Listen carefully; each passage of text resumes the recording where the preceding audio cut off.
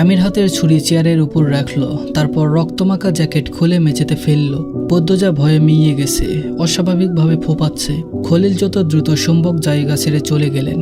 মজিদ তীব্র বিরক্তিতে চোখমুখ কুঁচকে বিকৃতি রূপ ধারণ করলেন। শফিক তাদের কত কাজে লাগতো সেটাও শেষ। পদ্মজাকে তার শুরু থেকেই অপছন্দ। মেয়েটার রূপের আড়ালে তিনি আগুন দেখতে পান, যে আগুন আমিরকে ঘায়েল করে তাদের নিঃশেষ করে দিবে। কিন্তু এই মুহূর্তে আমিরকে কিছু বলে লাভ নেই, পরে সময় করে বোঝাতে হবে। মাথায় অনেক চিন্তা নিয়ে তিনিও জায়গা ত্যাগ করলেন। আমির তার গায়ের শার্ট খুলে হাত মুখের রক্ত মুছে পদ্মজার দিকে এগিয়ে আসলো। পদ্মজা আমিরের দিকে তাকানোর সাহস অব্দি পাচ্ছে না। সে খুনের দৃশ্যটি বারবার দেখছে। মনে হচ্ছে এই বুঝে আমির তার চোখ দুটি না ভাবা যাচ্ছে না। পদ্মজা নিঃশব্দে কাঁদতে থাকলো। আমির ছুতেই দূরে সরে যাওয়ার চেষ্টা করলো। আমির 2 সেকেন্ডের জন্য থামে, তারপর জোর করে পদ্মজাকে বসালো। পদ্মজার হাত পায়ের বাঁধন খুলে দিল। সঙ্গে সঙ্গে পদ্মজা বিছানার এক কোণে চলে গেল। সে স্থির হতে পারছে না। তার মন শরীর ভীষণভাবে অস্থির হয়ে আছে, মানসিকভাবে ভেঙে পড়েছে। আমির অনেকক্ষণ পদ্মজার ভয় পাওয়া দেখলো, তারপর ডাকলো, পদ্মজা।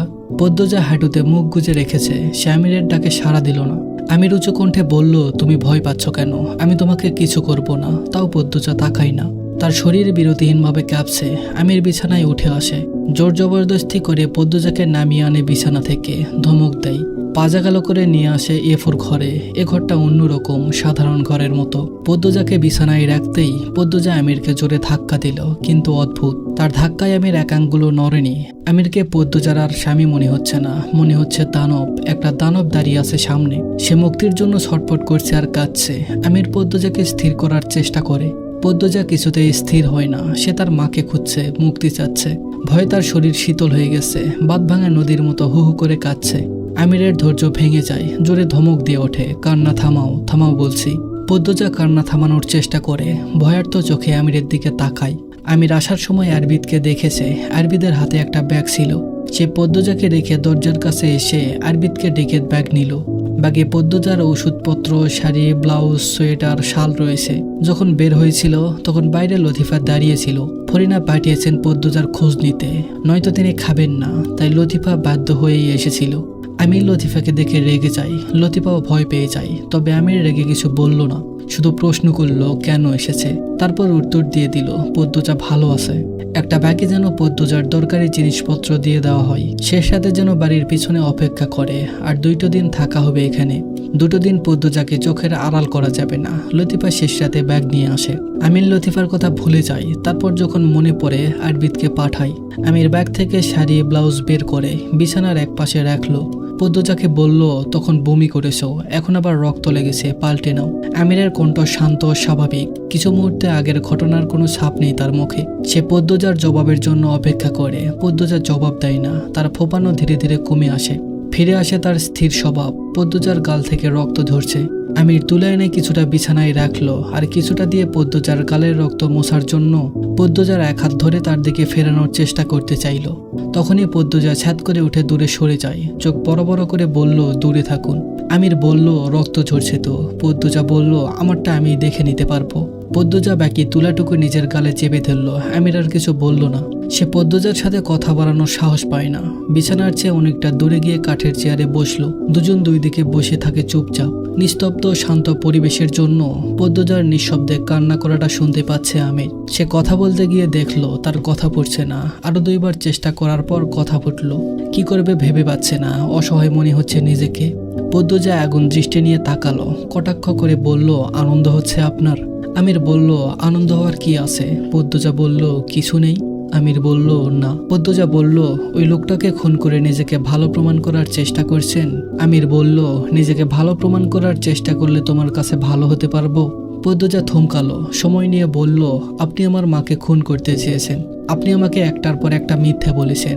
আর অন্যদের সাথে নৃশংসতার কথা না হয়ে বাদই দিলাম। তারপরেও আমি আপনাকে ভালো মনে করব? আমির বলল, সেটাই তো বললাম। তীব্র ঘৃণায় পদ্মজা মুখ ফিরিয়ে নিল।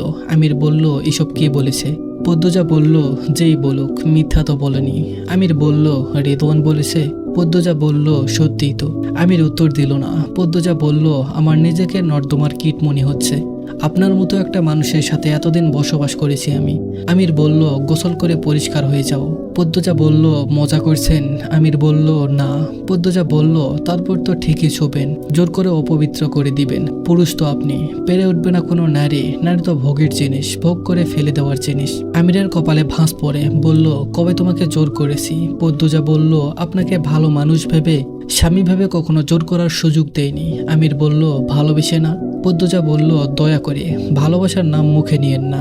আমার রূপের পাগল আপনি, আমার মতো সুন্দরী মেয়ে আপনি দুটো দেখেননি, এজন্য রেখে দিয়েছেন, বিয়ে করেছেন, হালাল সনদের অধিকারে ভোগ করেছেন। আমার এই সৌন্দর্য যদি না থাকতো কবেই ছুড়ে দিতে না আবর্জনায়। আমির বলল, রূপ নিয়ে অহংকার করছো, পাগল হয়ে গেছে তুমি। পদ্মজা বলল, তাই করছি। আপনার ভাই রেদওয়ানের মনোরঞ্জনের জন্য আমাকে তুলে আনতে গিয়েছিলেন, নিজের বউকে অন্যজনের ভোগের জন্য আনতে গিয়েছিলেন। আমির হাসলো, হেসে বলল, তখন তুমি আমার বউ ছিলে, দেখার পর হয়েছ। আমিরের হাসি পদ্মজার রাগ আরো কয়েক গুণ বাড়িয়ে তুলল। বলল, আমার এই সুন্দর মুখ না থাকলে আমার জায়গা কি আপনার বিলাসবহুল বাড়িতে হতো, স্থায়ী রক্ষিতা হিসাবে? আমির বলল, তোমার মনে হচ্ছে না তুমি বাড়াবাড়ি করছো? তোমার সাথে এমন কথাবার্তা চাই না। পদ্মজা বলল, আপনি তো আমাকে আমার জায়গায় থাকতে দিলেন না, আমাকে আপনার স্তরে নামতে হবে এখন, নয়তো বাঁচব কি করে? কয়দিন পর তো আমার বোনদের উপরে আপনার হাত পড়বে, ব্যবসায় বিপদে পড়েছেন তো।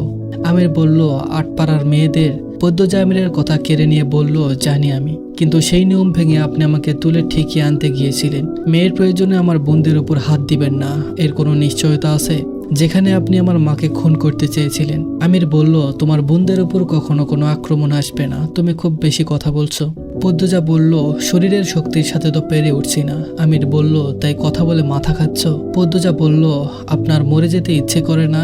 এত খারাপ কাজ করার পরেও নিজেকে ক্লান্ত মনে হয় না? মনে হয় না এবার থামা উচিত? আমির মেরুদণ্ড সোজা করে বসলো, বলল, অনেক কথা বলেছো, এবার গোসল করে খাওয়া দাওয়া করে আমাকে সুযোগ দাও। পদ্মজা বলল, কিসের সুযোগ? আমির বলল, তোমাকে বাধার, আমাকে বের হতে হবে আবার। পদ্মজা অন্যদিকে ফিরে বসে, যার অর্থ সে গোসল করবে না। তার অসহ্য লাগছে আমিরকে। আমিরের খুন করার অভিজ্ঞতা দেখে হাতাহাতি করার সাহস মরে গেছে। এখন থেকে যা করতে হবে পরিকল্পনা মাফিক করতে হবে, নয়তো সে কিছুতেই পারবে না। মেয়েগুলোর মুক্তির একুতি করে কোনো লাভ নেই, সেটা বুঝে গেছে সে। আমির চেয়ার ছেড়ে উঠে আসলো, খপ করে পদ্মজার হাত ধরলো, বলল, যাও গোসলে। পদ্মজা বলল, সারুন। কিরমির করে বলল পদ্মজা। আমির বলল, গোসলে যাও, গোসল করে খাওয়া দাওয়া করে ঔষধপত্র খেয়ে আমাকে ধ্বংস করার পরিকল্পনা করো। পদ্মজা বলল, নাটক করছেন কেন? আমির বলল, নাটক তো তুমিই করছো, যেভাবে কথা বলছো এটা তো তুমি না। পদ্মজা বলল, উফ ছাড়েন তো। আমির বলল, আমাকে বাধ্য করো না তোমাকে গোসল করিয়ে দিতে। পদ্মজা বিস্ফোরিত হয়ে তাকালো, দাঁতে দাঁত চেপে বলল, তখনই আমি মরে যাব। আমির বলল, সেই জন্যই বলছি নিজে যাও। পদ্মজা বলল, আমি আপনার কথা শুনবো না। আমির বলল, আমার হাতের মার কিন্তু খুব শক্ত, নরম আছে, নরম থাকতে দাও। পদ্মজা বলল, অন্যজনকে দিয়ে মার দিয়েছেন, এবার নিজের মারাটা বাকি, মেরে দিন না, এক্ষুনি মেরে দিন। আমির বলল, আমি কাউকে মারতে বলিনি, কিন্তু এরকম চলতে থাকলে তুমি আমার হাতে শক্ত আঘাত পাবে। পদ্মজার চোখ ফেটে জল বেরিয়ে আসে। সে ভেজা কণ্ঠে বলল, সেদিনটাও যে আমাকে দেখতে হবে আমি জানি, তাহলে এখন কেন দরদ দেখাচ্ছেন, নাটক করছেন কেন? আমির বলল, পদ্মজা আমার দেরি হয়ে যাবে, সময়টা আমার কাছে খুব মূল্যবান। 2 দিন ধরে ঘুম হচ্ছে না, মাথা চড়ে আছে, কথা শোনো। পদ্মজা কিছু বলার মতো খুঁজে না পেয়ে থুতু ছুঁড়ে মারল। আকস্মিক ঘটনায় আমির হতভম্ব। পদ্মজা কথায় কথায় থুতু ছুঁড়ে মারে, যা অপমানজনক। কিন্তু আমির কোনো প্রতিক্রিয়া দেখালো না। সে পদ্মজাকে জোর করে টেনে নামালো, বলল, গোসলে যাও। পদ্মজা বলল, গায়ের জোর দেখাচ্ছেন? আমির বলল, দেখাচ্ছি। পদ্মজা বলল, 6 বছর তো জোরই দেখিয়েছেন। আমির বলল, তোমার সম্মতিতে। পদ্মজা আমিরের চোখের দিকে তাকালো। শান্ত, গভীর, ক্লান্ত দুটি চোখ, হিংস্রতার বিন্দুমাত্র রেশ নেই। খাড়া নাক, পাতলা ঠোঁটে হালকা গোলাপি ছাপ, থুতনিতে কাটা দাগ, এলোমেলো চুল, কপালে দারুণ দুটো ভাঁজ, উত্তপ্ত চেনা নিঃশ্বাস মুহূর্তে মনে করিয়ে দেয় প্রাণের স্বামীর কথা। কত কত আদর, সোহাগ, ভালোবাসার ছন্দ এই মানুষটাকে ঘিরে। ঘৃণার মোটা দেওয়াল ভেঙে ভালোবাসার অনুভূতিটা কি অদ্ভুতভাবে ছেয়ে ফেলল পদ্মজাকে। তখনই কানে ভেসে আসে রেদওয়ানের কথাগুলো, ভেসে আসে মেয়েদের চিৎকার। চোখের সামনে রুখিন পর্দাটা সরে গিয়ে হয়ে ওঠে ক্রোধী। পদ্মজা চাপা স্বরে আমিরকে জানায়, সেসব দিয়ে আমি পদ্মজাই থাকবো। আমির পদ্মজার স্বরেই বলল, পারবে না, আমার সাথে তুমি পারবে না। বিশ্বাস করো, গায়ের জোরে, বুদ্ধির খেলায় আমার সাথে পারবে এমন মানুষ জন্মেছে, সেটা আমি বিশ্বাস করি না। তবে কোনো অনুভূতি জন্মালেও জন্মাতে পারে। আমির শেষ কথাটা দেয়ালে দেয়ালে প্রতিধ্বনি তোলে। কোনো অনুভূতি কি তলোয়ারের চেয়েও ধারালো হয়? সত্যিই কি অনুভূতি কারো ধ্বংসের কারণ হতে পারে? তাহলে সেই অনুভূতি পদ্মজা কোথায় পাবে? যে অনুভূতি দিয়ে আমিরকে নিঃস্ব করে মৃত্যুর দুয়ারে পাঠানো যাবে, সেসবে 200 বছরের পাপ। আমিরের পদ্মাবতী হয়ে উঠবে শুধুমাত্র পদ্মজা। পদ্মজার শরীর ঘামে ভিজে একাকার, প্রচন্ড গরম লাগছে। সকালে খুব ঠান্ডা ছিল, সোয়েটার পরার পরেও তার শরীর কাঁপছিল। তাই আমির পদ্মজার গায়ে শাল পেঁচিয়ে দিয়েছে। তারপর তো আমির বেরিয়ে গেল। এখন পদ্মজা গরমে ঘামছে। সময়টা দুপুরবেলা। সূর্য আজ অনেক তেজ নিয়ে আকাশে উঠেছে। পদ্মজার হাঁসফাঁস লাগছে, গরমে মাথা ব্যথা হয়ে গেছে। বসে থাকতে থাকতে কোমরে যেন অবশ হয়ে গেছে। আশেপাশে কোনো সারা শব্দ নেই। ভোরের দিকে মেয়েদের চিৎকার কানে এসেছিল। পদ্মজার কিছু করার ছিল না, সে দাঁতে দাঁত চেপে সহ্য করেছে। খট করে দরজা খুলে যায়। পদ্মজা চোখ তুলে তাকালো। আমির এসেছে, পরনে ফুলহাতা সাদা গেঞ্জি। পদ্মজার চোখের দৃষ্টি সরিয়ে নিল। আমির পদ্মজার হাতে পায়ের বাঁধন খুলে দিল, তারপর শাল সরাতে চাইল। পদ্মজা বাধা দিয়ে বলল, আমি পারবো। আমির সরে দাঁড়ালো। পদ্মজার গা থেকে শাল বিছানায় রেখে সোয়েটার খুলল। তারপর কাটখাট গলায় বলল, দয়া করে আমাকে আর বাঁধবেন না। আমির বলল, নিজের পায়ে নিজে কুড়াল মারার স্বভাব আমার নেই। পদ্মজা বলল, বসে থাকতে থাকতে আমার কোমরের হাড় ক্ষয় হয়ে যাচ্ছে। আমির বলল, 2-3 দিন বসে থাকলে হাড় ক্ষয় হয় না। পদ্মজা হতাশ হয়ে বলল, আমার যন্ত্রণা হয়, ছিমছিম করে পা। আমির ঘরের এক কোণা থেকে কাঠের বক্সের দিকেও এগোতে এগোতে বলল, মামার বাড়িতে আসনি, যে যেভাবে চাইবে সেভাবেই হবে। পদ্মজা বলল, 21টা মেয়ে কি জোগাড় হয়ে গেছে? আচমকা পদ্মজার এমন প্রশ্ন, তাও শান্ত কণ্ঠ। আমির বক্সের তালা খুলে একটা ছুরি বের করলো। পদ্মজার জবাব দিল স্বাভাবিক কণ্ঠে, এত সহজ নাকি? এত সব রেদওয়ান কেন যে তোমাকে বলল? পদ্মজা বলল, আপনি আমার মাকে কিভাবে মারতে চেয়েছিলেন? আমির বলল, পথের কাঁটা রাখতে নেই। পদ্মজা চমকে গেল, আহত হলো। আমির কত সহজভাবে তার মাকে উদ্দেশ্য করে বলল, পথের কাঁটা রাখতে নেই। পদ্মজা কথা বলার মতো আর মন পাচ্ছে না, কষ্টও যেন সরে গেছে। শুধু তীক্ষ্ণ চোখে আমিরের পিঠের উপর তাকিয়ে রইল। আমির উবু হয়ে কি যেন খুঁজছে, দরজা খোলা। পদ্মজা পরিকল্পনা করলো, সে এখন এক দৌড়ে ধরকতে চলে যাবে। যে ভাবনা সেই ক্যাচ, এক পা করে পিছিয়ে যায়। আমির না দেখেই পদ্মজার উদ্দেশ্যে বলল, পালাতে পারবে না। পদ্মজা থমকে দাঁড়ালো, বলল, পালাচ্ছি না। আমির উঠে দাঁড়ালো, পদ্মজার দিকে তাকিয়ে বলল, তো কোথায় যাচ্ছ? পদ্মজা বিছানায় এসে বসলো। তার মাথা কোনো কাজ করছে না। এখন কোনো পথ নেই, সব পথ যেন বন্ধ করা। সে ভীষণ বিরক্তি নিয়ে বলল, আমি তো আপনার কোনো ক্ষতি করছি না, করবো না, আমাকে বাঁধবেন না, অনুরোধ। আমির বলল, ছলনার পথ নিতে চাইছো? পদ্মজা বলল, ছলনা করব কেন?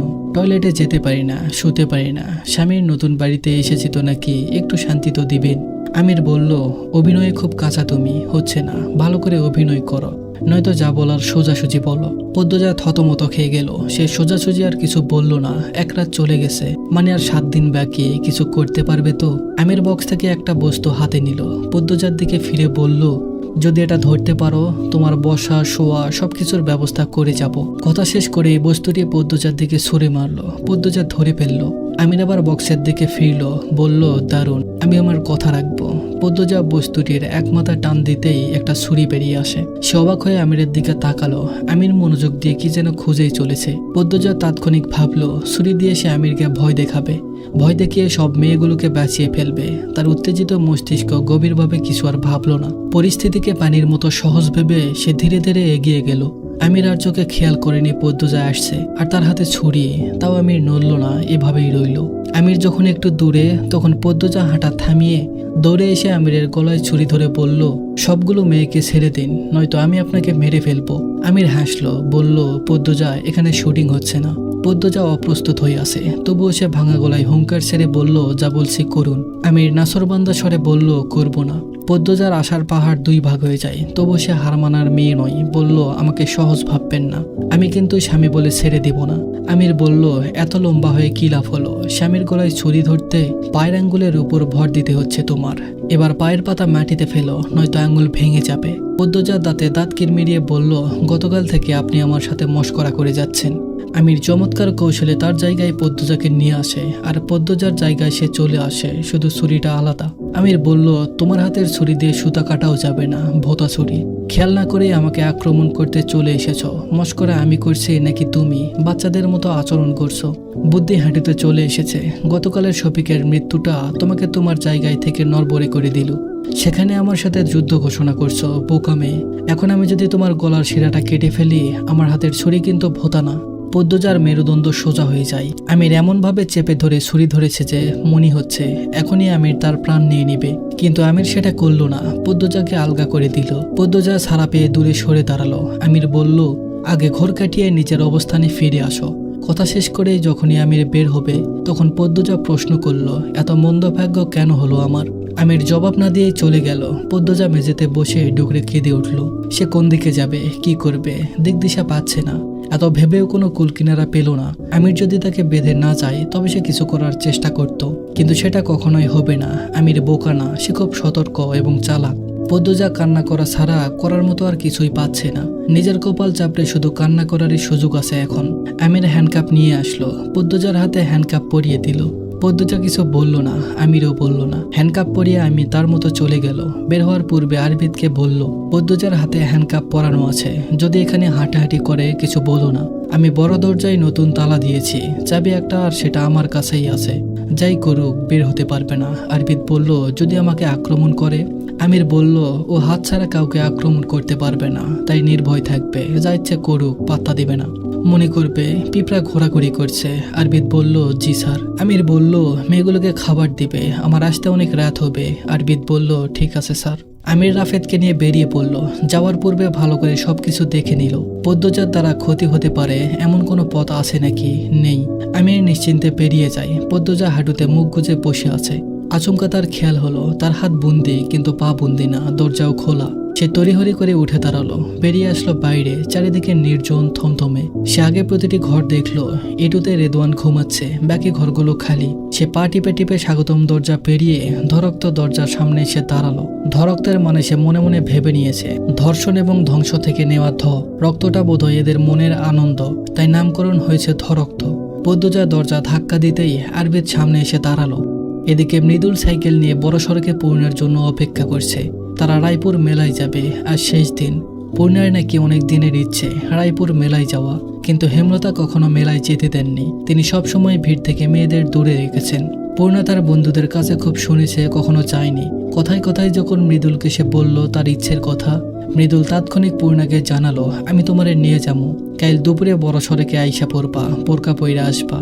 মৃদুল অপেক্ষা করতে করতে বিরক্ত হয়ে ওঠে। তখন দূরের ক্ষেতে দেখা যায় পূর্ণাকে, কালো বোরকা পরা, আপাদমস্তক ওড়না দিয়ে ঢেকে রাখা, মাথার উপর তুলে রেখেছে নিকাব। সড়কের দুই পাশে বিস্তীর্ণ ক্ষেত, ক্ষেতের আইল ধরে ছুটে আসছে পূর্ণা। ওড়নার আংশিক অংশ বাতাসে উড়ছে। মৃদুল মনোমুগ্ধ হয়ে তাকিয়ে থাকে। পূর্ণা মৃদুলের কাছে এসে হাঁপাতে থাকলো। হাঁপাতে হাঁপাতে বলল, অনেক দেরি হয়ে গেছে তাই না? বড় আম্মা আসতেই দিচ্ছিল না। মৃদুল পূর্ণার পাতলা ত্বকের মুখশ্রীতে দৃষ্টি নিবদ্ধ রেখে বলল, কি বইলা আইসো? পূর্ণা বলল, কিছুই না, বলেছিলাম সুরুজ চাচার বাড়িতে যাব। তখন বলল, কোথাও যাওয়া যায় নয়, আপা জানতে পারলে নাকি বড় আম্মার উপর রাখবে, তাই না বলেই চলে এসেছে। মৃদুল বলল, চিন্তা করবে তো? পূর্ণা বলল, না বলে কতবার বের হয়েছি, কিছু হবে না। মৃদুল তাড়া দিয়ে বলল, তাইলে তো হইলই, তাড়াতাড়ি ওঠো, যাইতে সময় লাগবো। পূর্ণা এতক্ষণে সাইকেল খেয়াল করলো। সে বলল, সাইকেলে করে যাব? মৃদুল ফিরে তাকালো, বলল, তাহলে কি দিয়ে যাইবা? হাইটে গেলে বাড়ি আইতে আইতে আজকে সারা রাত লাগবো। মৃদুলের পিছনে থাকা খালি জায়গাটাই পূর্ণা তাকালো। মৃদুলের খুব কাছে, আর এখানে বসলে মৃদুলের পেট জড়িয়ে ধরতে হবে। ভাবতেই পূর্ণার হাড় হিম হয়ে আসে। এতদিনের পরিচয়ে একজন আরেকজনের হাতও ধরেনি, আর আজ এত কাছে বসে পেট জড়িয়ে ধরতে হবে। পূর্ণা ঢোক গেলে মিনমিনিয়ে বলল, সাইকেল দিয়ে যাব না আমি। মৃদুলের ভ্রুগুলো পেকে যায়। সে ধমকে ওঠে, নাটক করতেছো কেন? তাড়াতাড়ি ওঠো আর মুখটা ঘুরো, মানুষ দেখবো। সূর্যের কিরণ এসে পড়েছে মৃদুলের চোখে মুখে। স্নিগ্ধ চকচকে ফর্সা মুখের সাথে বেঁকে যাওয়া দুইটি ভ্রু কি সুন্দর করেই না মানিয়েছে। পূর্ণা সেদিকে চেয়ে থেকে কিছু বলতে পারল না। নিকাব দিয়ে মুখ ঢেকে মৃদুলের পিছনে বসলো। মৃদুল মৃদু হাসলো, যা চোখে পড়ল না পূর্ণার। মৃদুল সাইকেলের চাকায় পা দিতেই পূর্ণা খামচে ধরে মৃদুলের শার্ট। মৃদুলের সর্বাঙ্গে একটা অচেনা অচেনা সুন্দর অনুভূতি উতাল পাতাল ঢেউ ওঠে। পূর্ণার বুকে ধুমধাম শব্দ হচ্ছে। নিঃশ্বাস এত বেশি এলোমেলো হয়ে পড়েছে যে পূর্ণার মনে হচ্ছে এক্ষুনি সে মারা যাবে। মৃদুল আটপাড়া পার হয়ে পূর্ণার উদ্দেশ্যে বলল, কাঁপতাছো কেন? পূর্ণা কিছু বলতে পারল না। কি লজ্জা, সে কাঁপছে সেটাও মৃদুল টের পাচ্ছে। পথের দুই দিকে যতদূর চোখ যায় বিস্তীর্ণ মাঠ, কোথাও কোনো মানুষ দেখা যাচ্ছে না। পূর্ণা দূরে চোখ রেখে চুপ করে রইল। মৃদুল বলল, পূর্ণা, এ কেমন মায়াময় ডাক? পূর্ণার হৃদয়ে ওঠা অপ্রতিরোধ্য তুফান বেড়ে যায়। বুকে এত জোরে জোরে শব্দ হচ্ছে কেন? যদি মৃদুল শুনে ফেলে সে তো লজ্জায় মরেই যাবে। মৃদুল আবার ডাকলো, পূর্ণা। পূর্ণা জুবুতুবু হয়ে উত্তর দিল, কি? মৃদুল বলল, আমার হাত পা অবশ হয়ে যাইতাছে কেন? পূর্ণা বলল, আমারও। সাইকেল থেমে গেল। মৃদুল পূর্ণাকে বলল, নামো। পূর্ণা নামলো। মৃদুল বলল, সাইকেল দিয়ে আর যাওয়া যাইব না, দূরে থাকা ভালো। তোমার ছোঁয়া বিজলির মতো বাইরাইতেছে আমারে। মৃদুলের কথা শুনে পূর্ণার খুব হাসি পেল। সে হাসি আটকে রাখলো না, হেসে ফেলল।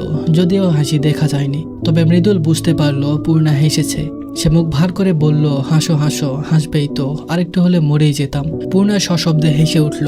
মৃদুল বলল, হইছে, আর হাসা লাগবো না, হাঁটো, মাঠের মাঝখান দিয়ে যাই, কি বলো? তাইলে তাড়াতাড়ি যেতে পারবো। পূর্ণা হাসিচোখ মাথা নাড়ালো, বলল, সাইকেল কি করবেন? মৃদুল বলল, হাত দিয়ে ঠেলে নিয়ে যাব।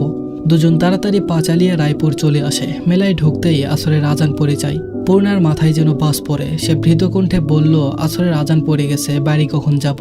একটু পর তো সন্ধ্যা হয়ে যাবে, আসুন চলে যাই। মৃদুল বলল, মাত্রই তো আইলাম, কিছু কিন না, এরপর যাবো। পূর্ণা বলল, দেরি হয়ে যাবে। মৃদুল বলল, খালি চুড়ি আর লিপস্টিক হইলেও নিয়ে যাবা, আসো। মৃদুল শক্ত করে পূর্ণার হাত ধরল। এই প্রথম মৃদুল পূর্ণার হাত ধরেছে। সঙ্গে সঙ্গে পূর্ণার মনে হয় চারিদিকে সব ভিড় কোলাহল থমকে গেছে। থমকে গেছে নাগরদোলার ক্যাস ক্যাস শব্দ। পূর্ণার মনের আঙিনা জুড়ে নৃত্য শুরু হয়। সে ভুলে যায় তার বাড়ি ফেরার তারা। মৃদুল যেদিকে নিয়ে যায় সেদিকে ছুটে যায়। চারিদিকে কত শব্দ, কত মানুষ, রং বেরঙের কত শাড়ি, গহনা, চুড়ি, কিছুই পূর্ণার চোখে পড়ছে না। শুধু অনুভব করছে একটা পুরুষালী শক্ত হাত তার হাত শক্ত করে ধরে রেখেছে। মনে মনে এই মানুষটাকে সে ভালোবাসে, রঙিন রঙিন স্বপ্ন দেখে। এই সমাজ বিয়ের বাজারে সাদা কালোর ভেদাভেদ করবে জেনেও সে ভালোবাসে। গায়ের রং মেনে কি আর ভালোবাসা হয়? মৃদুল একটা চুরির দোকানের সামনে গিয়ে দাঁড়ালো। 8-10 জন চুরি কিনলো। পূর্ণা মনে করেছে মৃদুল শোনেনি। চুরি কেনার পর মৃদুল বলল, অন্য কিছু দেখো, নূপুর নিবা না? পূর্ণা মাথা নাড়ালো, সে নূপুর নিবে। সে একটা একটা করে নূপুর দেখা শুরু করলো। মৃদুল 1-10 জন সুতার চুড়ি হাতে নিল। চুড়িগুলো নিজের চোখের সামনে ধরলো। চুড়িগুলো ফাঁকা অংশে পূর্ণার মুখটা ভেসে ওঠে। নিকাব মাথার উপর তুলে রাখা, চিকন নাকে নাকফুলটা জলজল করছে। পূর্ণা একজোড়ার নূপুর হাতে নিয়ে মৃদুলের দিকে তাকালো। মৃদুল দ্রুত চুড়ি সরিয়ে নিল, অন্যদিকে তাকালো। পূর্ণা ঠোঁটে হাসি ফুটে ওঠে। কথা ছিল শুধু চুড়ি লিপস্টিক কিনে চলে যাবে, অথচ মৃদুল পারলে পূর্ণার জন্য পুরো মেলাটাই কিনে ফেলে। পূর্ণা মৃদুলের পাগলামি দেখে অবাকের চরম পর্যায়ে। এত কিছু নিচ্ছে, সব জিনিস রাখার জন্য বড় ব্যাগও কিনেছে। পূর্ণা মৃদুলকে চাপাসরে প্রশ্ন করলো, এত কিছু কেন নিচ্ছেন? মৃদুল বলল, জীবনের প্রথম আম্মার জন্য শাড়ি জুতা কিনেছিলাম। আজ যখন আবার সুযোগ পেয়েছি মেয়ে মানুষের জন্য কেনাকাটা করার, কিনতে দাও। সন্ধ্যার আজান কানে আসতেই পূর্ণার গলা শুকিয়ে যায়। সে খপ করে মৃদুলের হাতের বাহু খামচে ধরে কাঁদো কাঁদো স্বরে বলল, আমার আর কিছু লাগবে না, জীবনে আর মেলায় আসবো না, বাড়ি নিয়ে চলুন। মৃদুল বলল, কাঁদতাছো কেন? আচ্ছা, আর কিছু কিনবো না, বাজারে যাই, এরপরে বাড়ি যাবো। মেলায় প্রবেশ করার পূর্বে রায়পুরের বাজারের একটা দোকানে মৃদুল তার সাইকেলটা রেখে এসেছে। যাওয়ার সময় নিয়ে যাবে। দোকানদার মজিদ হাওলাদারের নাম শুনে মৃদুলকে বাসায় যেতে বলেছিল। মৃদুল বলেছে আরেকদিন যাবে। তারা মেলা থেকে বের হতে প্রস্তুত হয়। তখন একজন লোক মৃদুলের পিঠ চাপড়ে বলল, মৃদুল না? মৃদুল পরিচিত কারো কণ্ঠে পেয়ে উৎসুক হয়ে ফিরে তাকালো। লোকটিকে দেখে চিনতে পারলো। বলল, আরে গফুর ভাই, কেমন আছেন? গফুর বলল, এই তো ভালো আছি। মৃদুল বলল, রায়পুরে কি মেলায় আইছেন? গফুর বলল, ছোট বোনটার জামাইয়ের বাড়ি এইখানে। তোমার সাথে কেলা আইডা, বউ নাকি বিয়ে করলা কবে? পূর্ণা চোখ নামিয়ে নিল। মৃদুল আর চোখে পূর্ণাকে দেখলো, তারপর বলল, জি ভাই, বউ মাসখানেক হইল। তখনই পূর্ণা মৃদুলের পিঠে চিমটি কাটলো। মৃদুল আউ করে উঠলো। গোপীর উৎসুক হয়ে তাকিয়ে আছে, তাই সে জোরপূর্বক হেসে বলল, আজকে অনেক শীত, শীত চিমটি মারে। আচ্ছা, আজ আসি ভাই। গফুর বলল, রায়পুর কার বাড়িতে আইছো, কইলা না তো? মৃদুল বলল, অলন্দপুরে আইছি, ফুপুর বাড়ি, এখন যাই ভাই। গফুর বলল, মজিদ হাওলাদার তোমার ফুপুর ভাসুর না? মৃদুল বলল, জি। গফুর বলল, মানুষটারে দেখার অনেক ইচ্ছা ছিল, অনেক ভালো কথা শুনি। মৃদুলের ধৈর্যের বাঁধ ভেঙে যাচ্ছে। সে দাঁতে দাঁত চেপে ঠোঁটে হাসি ফুটিয়ে বলল, চইলা আইসেন, আমি তো আছেই, আমার এখন যাইতে দেন। গফুর বলল, যাও মিয়া। মেলার বাইরে এসে পূর্ণা বলল, বউ বললেন কেন? মৃদুল বলল, তে কি কইতাম? গ্রামে তোমারে আমারে মানুষ এক লগে কথা কইতে দেখে, হাঁটতে দেখে, এতেই নিন্দা করে। এখন যদি কেউ জানে সন্ধ্যাবেলা আমার সাথে এত দূরে মেলায় আইসো, কি হইব জানো? পূর্ণা বলল, এজন্য বউ বলেছেন? পূর্ণার কণ্ঠে অভিমান টের পাওয়া গেল। মৃদুল মুস্কি হাসলো, বলল, আর কি জন্যে বলবো? পূর্ণা কিছু বলল না। শীতে তার হাত পা অবশ হয়ে আসছে, এখানে অনেক বাতাস। হাঁটতে হাঁটতে মৃদুল বলল, ভয় লাগতাছে না? পূর্ণা অবাক হয়ে জানতে চাইল কিসের ভয়। মৃদুল বলল, পরপুরুষের সাথে রাতের বেলা এত দূরে আসো, যদি কিছু হয়ে যায়। মৃদুলের কথা শুনে সত্যি সত্যি ভয় পেয়ে যায় পূর্ণা। সন্দিহান দৃষ্টি নিয়ে তাকিয়ে থাকে মৃদুলের দিকে। মৃদুল পূর্ণার তাকানো দেখে হেসে উঠল। পূর্ণা ভ্যাবাচাকা খেয়ে গেল। আমতা আমতা করে বলল, হাসছেন কেন? মৃদুল বলল, তোমার ভয় পাওয়া দেখা। মৃদুল হো হো করে হাসতে লাগলো। পূর্ণার খুব রাগ হয়। সে মৃদুলকে ফেলে সামনে হাঁটতে থাকে। মৃদুল পিছনে ডাকে, আরে খাড়াও। বাজারে অনেক ভিড়, চিৎকার চেঁচামেচি, মারামারি লেগেছে বোধহয়। মৃদুল পূর্ণা রায়পুরের ছোট্ট বাজারের ঘাটের সামনে দাঁড়িয়ে আছে। এত ভেজাল দেখে মৃদুল পূর্ণাকে বলল, তুমি এখানে খাড়াও, এদিকে কেউ নাই, আমি যাইতাছি আর আইতাছি। পূর্ণা চারপাশ দেখলো, খাটে অনেক নৌকা টলার বাঁধা, কেউ নেই, সবাই বোধহয় বাজারে। মানুষ ঝগড়া করতে আর সময় পেল না। মৃদুল চলে গেল। পূর্ণা কাচুমাচু হয়ে দাঁড়িয়ে রইল। দূর থেকে ইঞ্জিনের শব্দ আসছে, কোনো ট্রলার এদিকে আসছে। গাহিম করা ঠান্ডা। পূর্ণা ব্যাগ থেকে নতুন কেনা শাল বের করে গায়ে জড়িয়ে নিল। এবার ঠান্ডা কম লাগছে। ট্রলারের ছাদে বসে আমির সিগারেট ফুঁকছে, তার এক পা জ্বলছে। শীতের তীব্রতায় আমিরের রক্ত চলাচল বন্ধ হওয়ার উপক্রম। তবুও উঠে গিয়ে শীতবস্ত্র ব্যবহার করছে না, সহ্য করছে। নদীর জলে চেয়ে থেকে কিছু ভাবছে। তার মাথায় প্রচন্ড ব্যথা। 3-4 দিন ধরে সারাক্ষণ কপালের রগগুলো দপদপ করছে। সারাদিন দৌড়াদৌড়ি করছে। খুব ঝুঁকি নিয়ে এবার তারা মেয়ে শিকার করছে। কখন কোন ভুল হয়ে যায় কে জানে। সারাক্ষণ একটা আতঙ্ক কাজ করে। আমির যে ট্রলারে বসে আছে, সে ট্রলারে ঘাটে বাঁধে। তাদের আরো 4টা ট্রলারও পাশে আছে। আমিরের ডান পাশে একটা ইঞ্জিনের ছোট নৌকা এসে থামলো। নৌকায় রয়েছে মজিদ, খলিল, সাথে আরো 2 জন লোক। তাদেরকে দেখে আমির দ্রুত সিগারেট ফেলে দিল, ছাদ থেকে নামলো। মজিদকে ভক্তির সাথে সালাম দিল। মজিদ গম্ভীর স্বরে সালামের উত্তর দিয়ে বলল, এখানে কি করছো? আমির বাধ্য ছেলের মতো বলল, মেলায় এসেছি, আম্মা পাঠিয়েছেন। মজিদ বলল, তাড়াতাড়ি ফিরো। আমির বলল, জি আব্বা। মজিদের সাথে থাকা 2 জন লোক মজিদের সাথে বুকে বুক মিলিয়ে বলল, তাহলে এখন আসি ভাইয়া। মজিদ বললেন, জি আসুন, শুক্রবারে কিন্তু আসবেন। লোকটা বলল, আরে আসবো, আপনি দাওয়াত করবেন আর আমরা আসতাম না?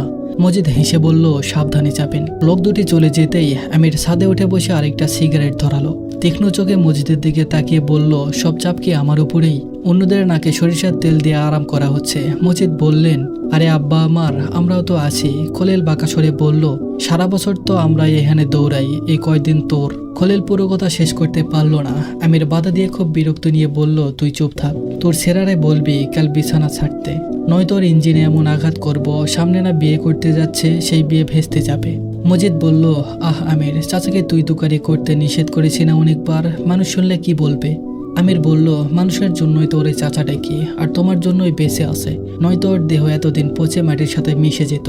খলিলের মুখটা অপমানে থমথমে হয়ে যায়। প্রতিদিন আমিরের অপমান, দুর্ব্যবহার সহ্য করা হচ্ছে। বিন্দুমাত্র সম্মান করে না। খলিল মজিদের পাশ থেকে দূরে গিয়ে বসেন। মজিদ মুখ দিয়ে চক্রান্ত শব্দ করে বললেন, কেন যে তোরা নিজেদের মধ্যে ভেজাল করিস? এতে তো আমাদের দলে দুর্বল হয়ে যাবে। আমির নির্বিকার কণ্ঠে বলল, কাউকে লাগবে না, আমি একাই যথেষ্ট। মজিদ বলল, বললেই তো হবে না, একা চলা যায় না। আমির বলল, আরে যাও তো। আমিরের মেজাজ তঙ্গে। মজিদ সময় নিয়ে বললেন, এত রেগে আছিস কেন? আমির চোখ বড় বড় করে তাকালো। তার চোখ দুটি লাল, ভয়ঙ্কর রেগে আছে সে। মজিদ আর কথা বাড়ালেন না। নৌকা ছেড়ে দেওয়া হয়। চোখের পলকে দূরে হারিয়ে যায় নৌকাটি। ট্রলারের ভেতর থেকে মন্ত বেরিয়ে আসে। আমিরকে বলে, ভাই সেটারে সামলানি যাইতেছে না। আমির বলল, যেভাবে সামলানো যায় সেভাবে সামলা। চুলের মুঠি ধরে মা বাপ তুলে গালি দিবি। মেয়েরা ছেলেদের মুখে নোংরা গালিগালা শুনে দুর্বল হয়ে যায়, ভয় পায়। এ কথাটা কতবার বলবো? মন্তু ভেতরে চলে যায়। আমির সিগারেটের ধোঁয়া শূন্যে উড়িয়ে খাটের উপরে ভিটায় তাকালো। একটা বোরকা পরা মেয়ে অনেকক্ষণ ধরে দাঁড়িয়ে আছে। তার প্রখর দৃষ্টি মেয়েটাকে নিশানা করে। রাফেদ বাজার থেকে রংচা নিয়ে আসে। আমির রাফেদকে বলল, খাটের মুখে মানুষ আছে? রাফেদ বলল, না স্যার, বাজারের এক দোকানদার আরেক দোকানদারের মাথা ফাটিয়ে দিয়ে রক্তারক্তি অবস্থা, সবাই ওখানে। আমির চারপাশে চোখ বুলিয়ে নিল, কেউ নেই। রাফেদকে বলল, ওই যে মেয়েটাকে দেখছো, নিয়ে আসো। রাফেদ ভ্যাবাচাকা খেয়ে গেল। এত ঝুঁকি নিয়ে খোলা জায়গায় শিকার। সে ঢোক গেলে বলল, কি বলেন স্যার, এভাবে? আমির বলল, তো সময় আছে হাতে, এখন ঝুঁকি নিতেই হবে। পাইলে মানুষের মাঝে থেকেও তুলে আনতে হবে। মন্তুরে নিয়ে যাও, কোনো রকম বিপদ ছাড়া মেয়েটিকে নিয়ে আসবে। আমির জায়গা ছেড়ে দূরে চলে যায়। রাফেদ আমিরকে কিছু বলতে গেল। আমির জায়গা ছেড়ে দূরে চলে যায়। রাফেদের কথা সে শুনল না। তার বারবার মনে হচ্ছে পদ্মজাকে মায়া দেখিয়ে এভাবে ছেড়ে এসে সে ভুল করে ফেলেছে। কেন ভুল মনে হচ্ছে জানে না। পদ্মজা একবার খুন করেছে, এছাড়া সে খুব সাহসী, বুদ্ধিমতী। সে চাইলে বুদ্ধি দিয়ে অনেক কিছু করতে পারে, কিন্তু কি করবে? বের হতে তো কোনোভাবেই পারবে না। মেয়েগুলোর ঘরে ঢুকতে পারবে, কথা বলতে পারবে, এর বেশি কিছু না। তবুও মনটা কুকাইছে, ভুল হয়েছে মনে হচ্ছে। সে নিজেকে নিজেই প্রশ্ন করে, আমি কি কোনো বোকামি করে ফেললাম? ওদিকে সব ঠিক আছে তো?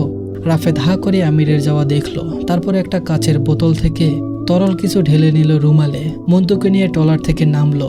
তাদের লক্ষ্য অপেক্ষারত কালো বোরকা পরা মেয়েটি। অনেকক্ষণ হলো তবুও মৃদুল আসছে না। পূর্ণা বিরক্ত হয়ে নিখাপ মাথার উপর তুলল, ব্যাগ থেকে টর্চ বের করলো।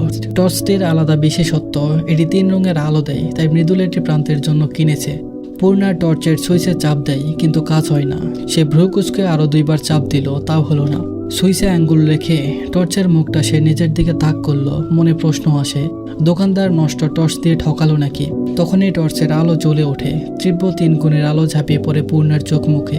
সাথে সাথে পূর্ণা চোখ বন্ধ করে ফেলে। ওদিকে আমিরের হাতের সিগারেট নদীর জলে ফেলে পিছনে তাকিয়ে থাকলো, রাফেদ কি করছে দেখার জন্য। রাফেদের বদলে পূর্ণার মুখটা ভেসে ওঠে। 3 রঙের আলোয় পূর্ণার মুখটা স্পষ্ট। আমিরের চোখের দৃষ্টি থমকে যায়। রাফেদ মন্তু পূর্ণার একদম কাছাকাছি চলে গিয়েছে। আমির তৎক্ষণিক কি করবে বুঝে উঠতে পারল না, কিন্তু রাফেদ মন্তুকে আটকাতে তো হবেই। আমির ছাদ থেকে জোরে চেঁচিয়ে ডাকলো, রাফেদ।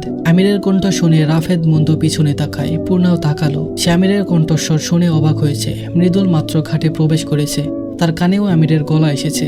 4টি চোখ হা করে আমিরের দিকে তাকিয়ে থাকে। আমির দ্রুত ট্রলার থেকে নেমে আসে। পূর্ণা অস্পষ্ট স্বরে ডাকলো, ভাইয়া।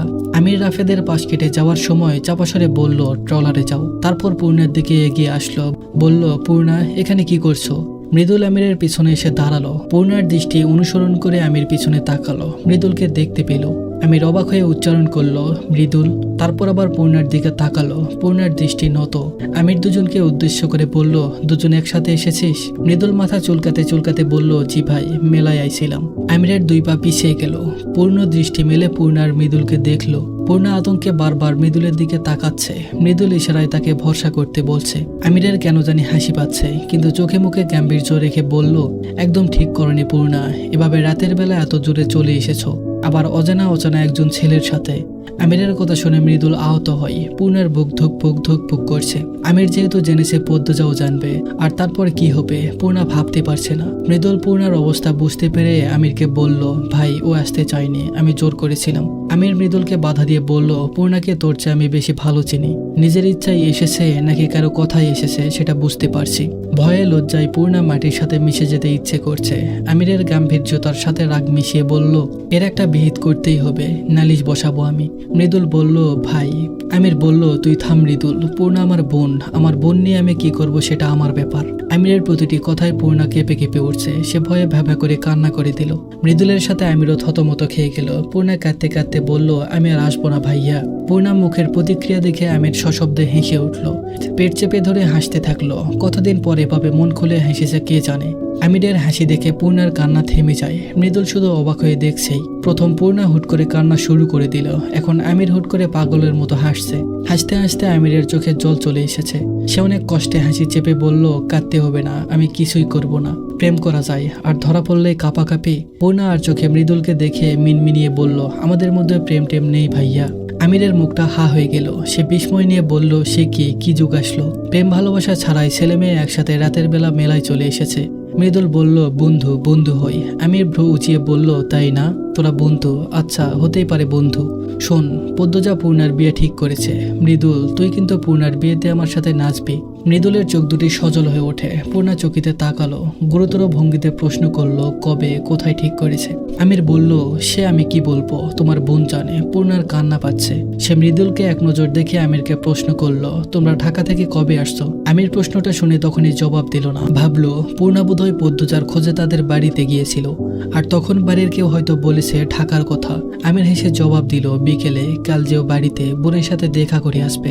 পূর্ণা হাসিচোখ মাথা নাড়ালো। আমির খেয়াল করলো মৃদুল পূর্ণা দুজনের মুখে কালো ছায়া নেমে এসেছে।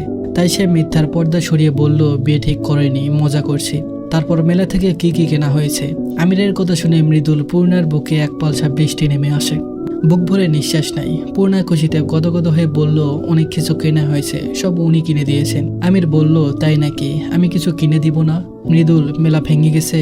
মৃদুল বলল, না ভাই, ভেঙে যাবে। আমির বলল, তাহলে চল যাই। পূর্ণা আটকালো, না ভাইয়া, আর কিছু লাগবে না, অনেক কিছু হয়ে গেছে। আমির বলল, এসব তো বন্ধু দিয়েছে, ভাইয়ের উপহার আলাদা, নাকি এখন শুধু পূর্ণা বন্ধুর উপহার নিবে, বাকি সব বাদ? আমিরের মশকরা বুঝতে পেরে পূর্ণা বলল, ধুর ভাইয়া। আমির হাসলো, বলল, কোনো কথা না, আমরা এখন মেলায় যাব। মৃদুল, তোর সাইকেলটা ওই যে ছোট্ট ট্রলারটা ওখানে রেখে আয়। পূর্ণার হাতের ব্যাগটাও নিয়ে যা, যাওয়ার সময় ট্রলার নিয়ে চলে যাবি। রাতের বেলা হাওরের ক্ষেত দিয়ে না যাওয়াই ভালো, সাথে যখন পূর্ণা আছে। পূর্ণা বলল, তুমি ফিরবে না ভাইয়া? আমির বলল, একটু দেরি হবে, একজনের সাথে দেখা করতে এসেছি, একটা গুরুত্বপূর্ণ কাজ। মৃদুল, যা। মৃদুল সাইকেল আর ব্যাগ রেখে আসে। তারপর তিনজন একসাথে মেলায় প্রবেশ করে। পূর্ণার শাড়ি বেশি পছন্দ, তাই আমির শাড়ি কিনলো বেশি। একটা শাড়িতে তার চোখ আটকে যায়, কালো রঙের রেশমি সুতোর শাড়িটা চোখে পড়তেই পদ্মজার মুখটা ভেসে ওঠে। পদ্মজার কালো রং ভীষণ পছন্দ। ফর্সা সিমসাম আদুরের শরীর যখন কালো রঙের শাড়ি লেপটে থাকে, কি অপূর্বই না দেখায়। আমিরের তো মাঝে মাঝে মনে হয় কালো রঙের সৃষ্টি হয়েছে শুধুমাত্র পদ্মজার রূপের ঝলকানি বোঝাতে। চোখের পর্দায় ভেসে ওঠে পদ্মজার ঠোঁটের নিচের সূক্ষ্ম স্থির কালো তিলটা। হাসি হাসি মুখ করে দাঁড়িয়ে আছে সে, তিলটা থেকেও যেন অদ্ভুত কোনো আলো বের হচ্ছে। আমির মুচকি হেসে শাড়িটা কিনে নিল, আর কিছু কিনল না। পদ্মজা গয়নাগাটি পছন্দ করে না। তারপর চলে এলো ঘাটে। পূর্ণা খুশিতে আটখানায়, এত কিছু পেয়েছে আজ। ট্রলারে করে চলে গেল মৃদুল, পূর্ণা, সাথে গেল মন্তু। মন্তু পূর্ণাকে বাড়ি অবধি পৌঁছে দিয়ে চলে আসবে। আমির তার আগের জায়গায় এসে বসে। মৃদুল পূর্ণার ব্যাপারটা অদ্ভুত শান্তি নিয়ে এসেছে বুকে। কত সুন্দর তাদের জীবন, কোনো জটিলতা নেই, কোনো দূরত্ব নেই। আমিরের মস্তিষ্কে একটা প্রশ্ন উকি দেয়। সে তো কথায় কথায় পূর্ণাকে আগামীকাল তাদের বাড়ি যেতে বলেছে, কিন্তু পদ্মজা তো সেখানে নেই।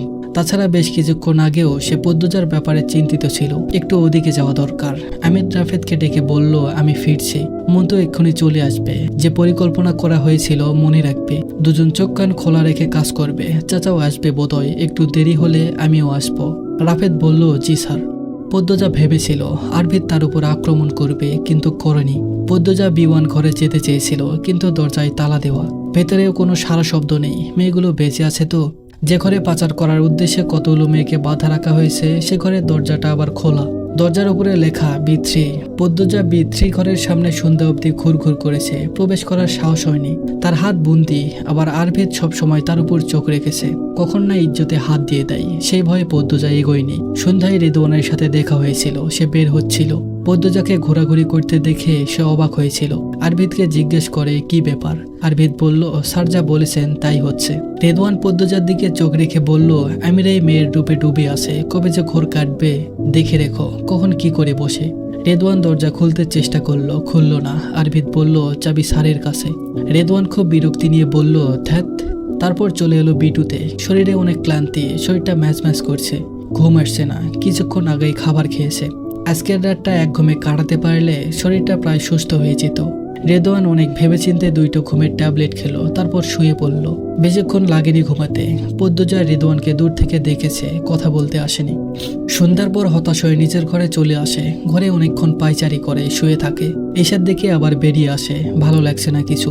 স্বাগতম ও ধরক্ত দরজার মাঝখানে থাকা সোফায় আরভিদ ঘুমাচ্ছে। আরভিদকে ঘুমাতে দেখে পদ্মজা আনন্দে আত্মহারা হয়ে পড়ে। পা টিপে টিপে সাবধানে ধরক্তে প্রবেশ করে। তারপর দ্রুত হেঁটে B3-তে চলে আসে। মেঝেতে পড়ে আছে অনেকগুলো মেয়ে, তাদের হাত পা মুখ বাঁধা, 2-3 জন ঘুমাচ্ছে। বাকিরা পদ্মজার দিকে বড় বড় চোখ করে তাকিয়ে আছে। পদ্মজা দ্রুত তাদের দিকে এগিয়ে গেল, চাপা স্বরে বলল, আমি তোমাদের কোনো ক্ষতি করব না, ভয় পেও না। সবার সামনে একটা স্বাস্থ্যবান মেয়ে বসেছিল। পদ্মজা মেয়েটির পিছনে গিয়ে বসলো। মেয়েটির মুখ কাপড় দিয়ে বাঁধা, পদ্মজা হাত পিছন থেকে হ্যান্ডকাপ পরানো। তাই সে কাপড়ের গিট্টুটি নিজের দাঁত দিয়ে খোলার চেষ্টা করলো। খুব দ্রুত সে সফল হয়। প্রতিটি মেয়ে অবাক হয়ে পদ্মজাকে দেখছে। সম্ভবত সুন্দর পদ্মজার উপর থেকে তারা চোখ সরাতে পারছে না। মনে হচ্ছে বিধাতা কোনো জুত পাঠিয়েছেন। আসার পথে গালে ব্যথা পেয়েছে। স্বাস্থ্যবান মেয়েটি মুখ মুক্ত হতেই পদ্মজাকে বলল, আপনি কেলা? পদ্মজা ভয়ার্ত চোখে দরজার দিকে তাকালো। এরপর ফিসফিসিয়ে বলল, আমি পদ্মজা, চিনবে না আমাকে? আমি তোমাদেরকে সাহায্য করতে চাই। মেয়েগুলো একজন আরেকজনের দিকে চাওয়াচাই করলো। পদ্মজা স্বাস্থ্যবান মেয়েটির হাতের বাঁধন খোলার জন্য তার পিছনে গিয়ে পিট করে বসলো। হাত দিয়ে খোলার চেষ্টা করলো, পারল না। হ্যান্ডকাপের মাঝের দূরত্ব খুব কম। পদ্মজা শুধু আঙ্গুল নাড়াতে পারছে, তাই দাঁত দিয়ে দড়ির গিট্টু খোলার জন্য সে শুয়ে পড়ল। গালের ক্ষতস্থানে ঠান্ডা মেজে লাগাতেই শিরশির করে ওঠে। যে দড়ি দিয়ে মেয়েটির হাত বাঁধা হয়েছে, সেই দড়িতে অনেক ময়লা ছিল। পদ্মজার মুখের ভেতর ময়লা প্রবেশ করে। পদ্মজার কষ্ট হয়, তবুও সে থামেনি। ঠিক 9 মিনিট পর মেয়েটির হাতের বাঁধন থেকে মুক্ত হয়। খুশিতে মেয়েটির বুকে আনন্দের স্রোত বয়ে যায়। নিজের হাত দিয়ে পায়ের বাঁধন খোলে। পদ্মজা অনুরোধ স্বরে বলে, এবার তুমি বাকিদের মুক্ত করো। মেয়েটি তড়িঘড়ি করে উঠে দাঁড়ায়, আরো দুটো মেয়েকে বাঁধন থেকে মুক্ত করে। তারপর 3 জন মিলে বাকিদের সাহায্য করে। সবার মধ্যে চাপা উত্তেজনা কাজ করছে। পদ্মজা সবাইকে কথা বলতে নিষেধ করেছে। সে মনে মনে প্রার্থনা করছে কেউ যেন না আসে, আর তারা সবাই যেন বেরিয়ে যেতে পারে। আমিরের বোকা মেয়ে, সে পদ্মজাকে ছেড়ে গিয়েছে। এই বোকামি আর কখনো আমির করবে না। আজ কাজে না লাগাতে পারলে সব শেষ। মেয়েগুলোর মধ্যে কেউ কেউ উত্তেজনায় কাঁপছে। পদ্মজা সবার উদ্দেশ্যে বলল, সামনে একজন লোক বসে আছে, সে ঘুমিয়ে আছে। যদি সজাগ হয়ে যায় সবাই আক্রমণ করবে, ভয় পাবে না। নিজেদের ইজ্জতের উপর কিছু নেই। ইজ্জত রক্ষার জন্য অন্যকে আঘাত করার সাহস বুকে রাখতে হয়। একদম ভয় পাবে না, লড়াই করবে। এই যে তুমি, আর তুমি আমার সাথে একটু আসো, বাকিরা চুপচাপ দাঁড়িয়ে থাকো। দুটো মেয়ে পদ্মজার সাথে সাথে যায়। পদ্মজা B5-এ চলে যায়।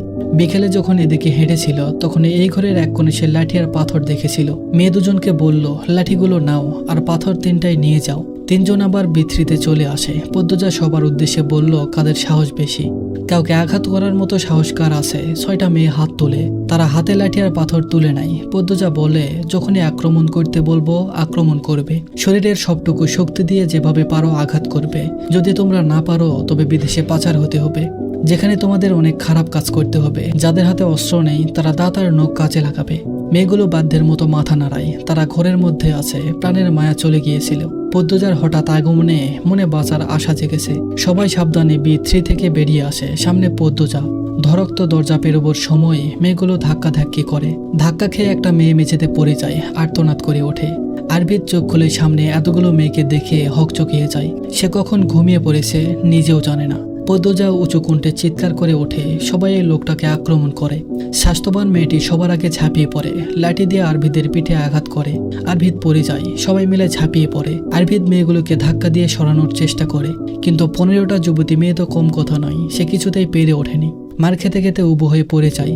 যাদের হাতে অস্ত্র নেই তারা লাঠি দিতে থাকে অনবরত। একটা মেয়ে পাথর নিয়ে দাঁড়িয়ে আছে। পদ্মজা তাকে উৎসাহ দিতে জোরে বলল, লোকটার মাথায় আঘাত করো, দ্রুত করো, চাইলে সব পারা যায়, তুমি ভয় পেও না। মেয়েটি পদ্মজার কথা মতো বড়সড় পাথরটি দিয়ে আরভিদের মাথায় আঘাত করে। আরভিদের মরণ আর্তনাদ আর মেয়েগুলোর ক্রোধ মেশানো নিঃশ্বাসে চারপাশ কেঁপে ওঠে। পদ্মজার সত্তা বিজয়ের আগমনে হেসে ওঠে। রক্তাক্ত আরভিদ নিস্তেজ হয়ে যায়। মেয়েগুলো থামে, হাঁপাতে থাকে। পদ্মজা দরজার সামনে এসে চাবি খুঁজতে থাকে, চাবি নেই। দ্রুত আরভিদের কাছে আসে। তার প্যান্ট আর শার্টের পকেটে চাবি খোঁজে, কিন্তু নেই। পদ্মজার নিঃশ্বাস বন্ধ হয়ে আসে, আর এক ধাপের জন্য তারা আবার আটকে চাপে। পদ্মজা দুটো মেয়েকে নিয়ে পাতাল ঘর তন্ন তন্ন করে চাবি খোঁজে। যেসব চাবি পেয়েছে একটাতেও দরজা খোলা যায়নি। মেয়েগুলোর মধ্যে যে আনন্দ হচ্ছিল তা হারিয়ে যায়। পদ্মজাও ভেঙে পড়ে। সে মেয়েগুলোকে আশ্বাস দেয়, কিছু হবে না, আমরা পারবো। দরজা সবাই মিলে ধাক্কাধাক্কি করে, তাতেও কোনো ফল পাওয়া গেল না। এই দরজাকে ধাক্কা দিয়ে ভাঙার মতো পদ্মজা বড় করে নিঃশ্বাস নিয়ে বলল, শোনো সবাই, আমরা দরজার মুখে দাঁড়িয়ে থাকবো। যখনই কেউ দরজা খুলবে তার উপর ঝাঁপিয়ে পড়বো। এই লোকটার মতো অবস্থা করে সবাই পালাবো। এখন যেভাবে সবাই একসাথে কাজ করেছ তখনও করবা, ঠিক আছে? মেয়েগুলো মাথা নাড়ালো। তারা প্রস্তুত। 10 মিনিট, 20 মিনিট, 30 মিনিট পর দরজা খোলার শব্দ শোনা গেল। সবার হৃদস্পন্দন থেমে যায়। পদ্মজা সবার দিকে তাকিয়ে চোখের ইশারায় আক্রমণ করতে বলে। দরজা খুলতেই সবগুলো মেয়ে হৈ হৈ করে ঝাঁপিয়ে পড়ে। খলিল 2 হাতে নিজেকে বাঁচানোর চেষ্টা করে। আমির পিছনে ছিল। সে এসে দেখে বাইরে খলিল, মজিদ দাঁড়িয়ে আছে। চাবি তাদের কাছে নেই। আমির খলিলের হাতে চাবি দেয়। খলিল দরজা খুলতেই এতগুলো মেয়ে ঝাঁপিয়ে পড়ে। দৃশ্যটি দেখে আমিরের চোয়াল শক্ত হয়ে যায়। উত্তেজিত হয়ে মজিদকে বলল, আব্বা, সামনে দরজা বন্ধ করো। মজিদ সামনের দরজা বন্ধ করতে চলে যান। আমির এগিয়ে আসে। দীর্ঘদেহী তুষ্টপুষ্ট আমির 2 হাতে মেয়েগুলোকে ঠেলে ভেতরে ঢুকিয়ে দেয়। 2 জন মেয়ে লাঠি দিয়ে আমিরকে আঘাত করতে চায়। আমির 2 হাতে 2টো লাঠি ধরে ফেলে। লাঠি সহ মেয়ে দুটোকে ধাক্কা দিয়ে দূরে সরিয়ে দেয়। বাকি মেয়েগুলোকে চোখের পলকে চড় থাপ্পড় দিতে শুরু করে। তার চোখ দুটি থেকে রাগ, ক্রোধ, আক্রোশ ঝরছে। একটা মেয়ে আমিরের দিকে পাথর ছুঁড়ে মারে। পাথরটি আমিরের ঘাড়ে পড়ে। রেদওয়ান ঘাড়ে আঘাত করার বোধহয় 3 সপ্তাহ কাটেনি। আবার পাথরের আঘাত পেয়ে ঘাড়ের কালো আস্তরণ সরে গিয়ে গল গল করে রক্ত বেরিয়ে আসে। পদ্মজার জন্য কেনা শাড়িটা আমির গলায় ঝুলিয়ে রেখেছে।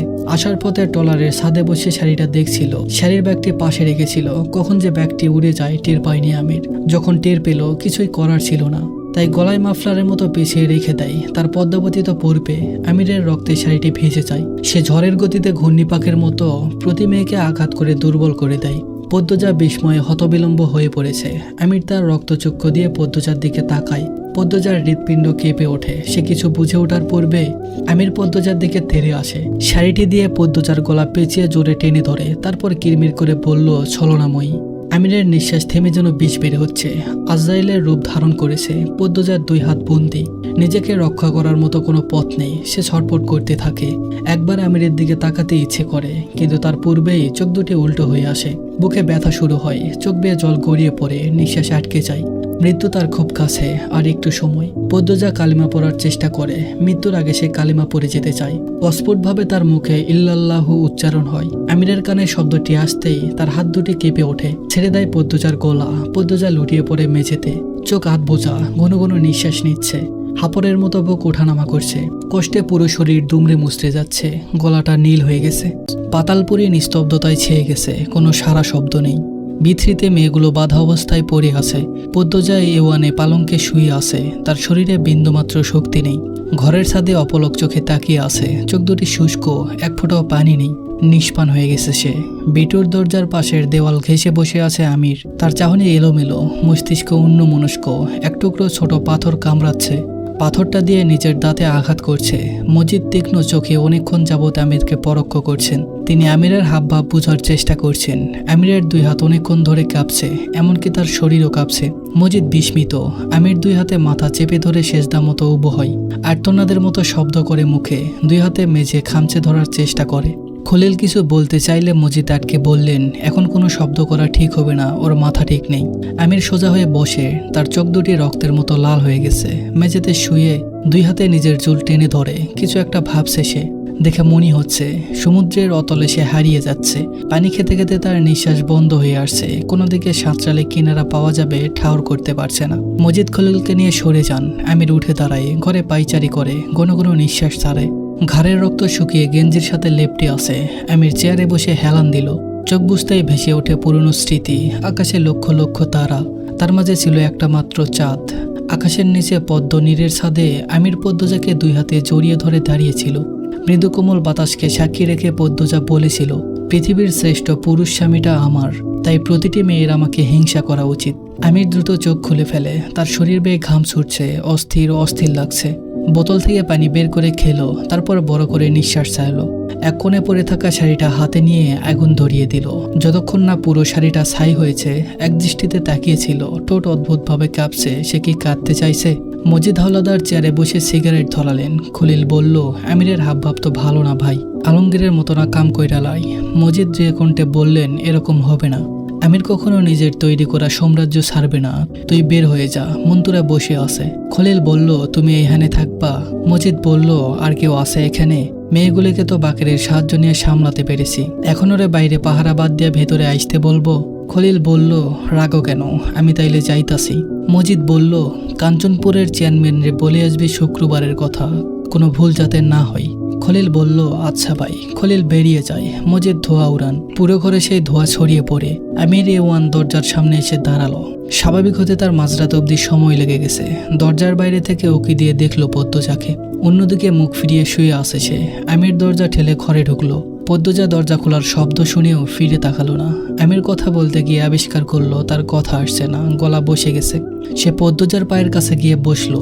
আমির পদ্মজার পায়ে হাত দিল। পদ্মজা পা সরিয়ে নিল। আমির বেশ খানিক মুহূর্ত বসে থাকে সেখানে। তারপর বলল, সকালে আমরা অন্দরমহলে যাব। পদ্মজা জবাব দিল না। আমিরের এখানে বসে থাকতে অস্বস্তি হচ্ছে। মনে হচ্ছে সে যতক্ষণ এখানে থাকবে পদ্মজার নিঃশ্বাস নিতে পারবে না। তাই বেরিয়ে যেতে উঠে দাঁড়ালো।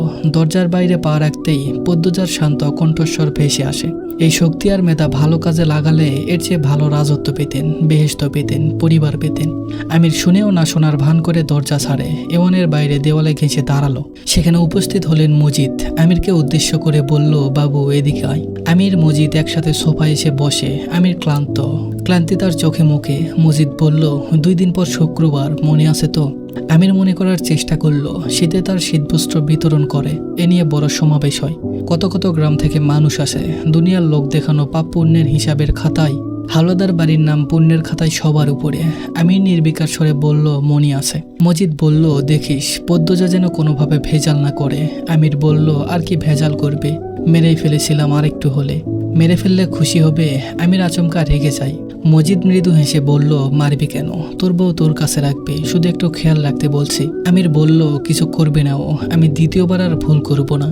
মজিদ বলল, না হলেই ভালো, কুয়েতে সময় চেয়ে বার্তা পাঠিয়েছি। আমির বলল, সময় দিবে না, আর এত অনুরোধ করার কি আছে, সময় মতো হয়ে যাবে। তুমি এখন সামনের কাজে মন দাও, আমি এই ব্যাপারটা দেখছি। মজিদ আমিরের পিঠে চাপ দিয়ে বললেন, বাঘের বাচ্চা। আমির পূর্বের স্বরেই বলল, যাওয়ার সময় বারেক ভাইকে বলো আসতে। মজিদ বলল, বাইরে কে থাকবে, তুই এখন থাক এখানে। আমির কিছু বলল না। চারিপাশ থমকে আছে, কোথাও কোনো শব্দ নেই। আমির নিজের নিঃশ্বাস নিজেই শুনতে পাচ্ছে। চুপ করে বসে আছে। ঘাড়ের ব্যথাটা বেড়েছে, জ্বালাপোড়া করছে। সে 2-3 বার এওয়ানের দরজার দিকে তাকিয়েছে, 1000বার নিজের ডান হাতের দিকে তাকিয়েছে। কেন এমন হচ্ছে সে জানে না। তার এক পাশে যেন রক্ত, অন্য পাশে ফুলের বাগান। ফুলের সুবাস তাকে চুম্বকের মতো টানছে। অন্যদিকে রক্তের রং যে তার পেশা, রীতি, নেশা, দায়িত্ব। আমি ঠোঁট কামড়ে দীর্ঘশ্বাস ছাড়ে দ্রুত পায়ে চলে আসি এওয়ানে। ঘরে আবসা আলো, পদ্মজা ঘুমাচ্ছে। তার হাতে হ্যান্ডকাপ রয়ে গেছে।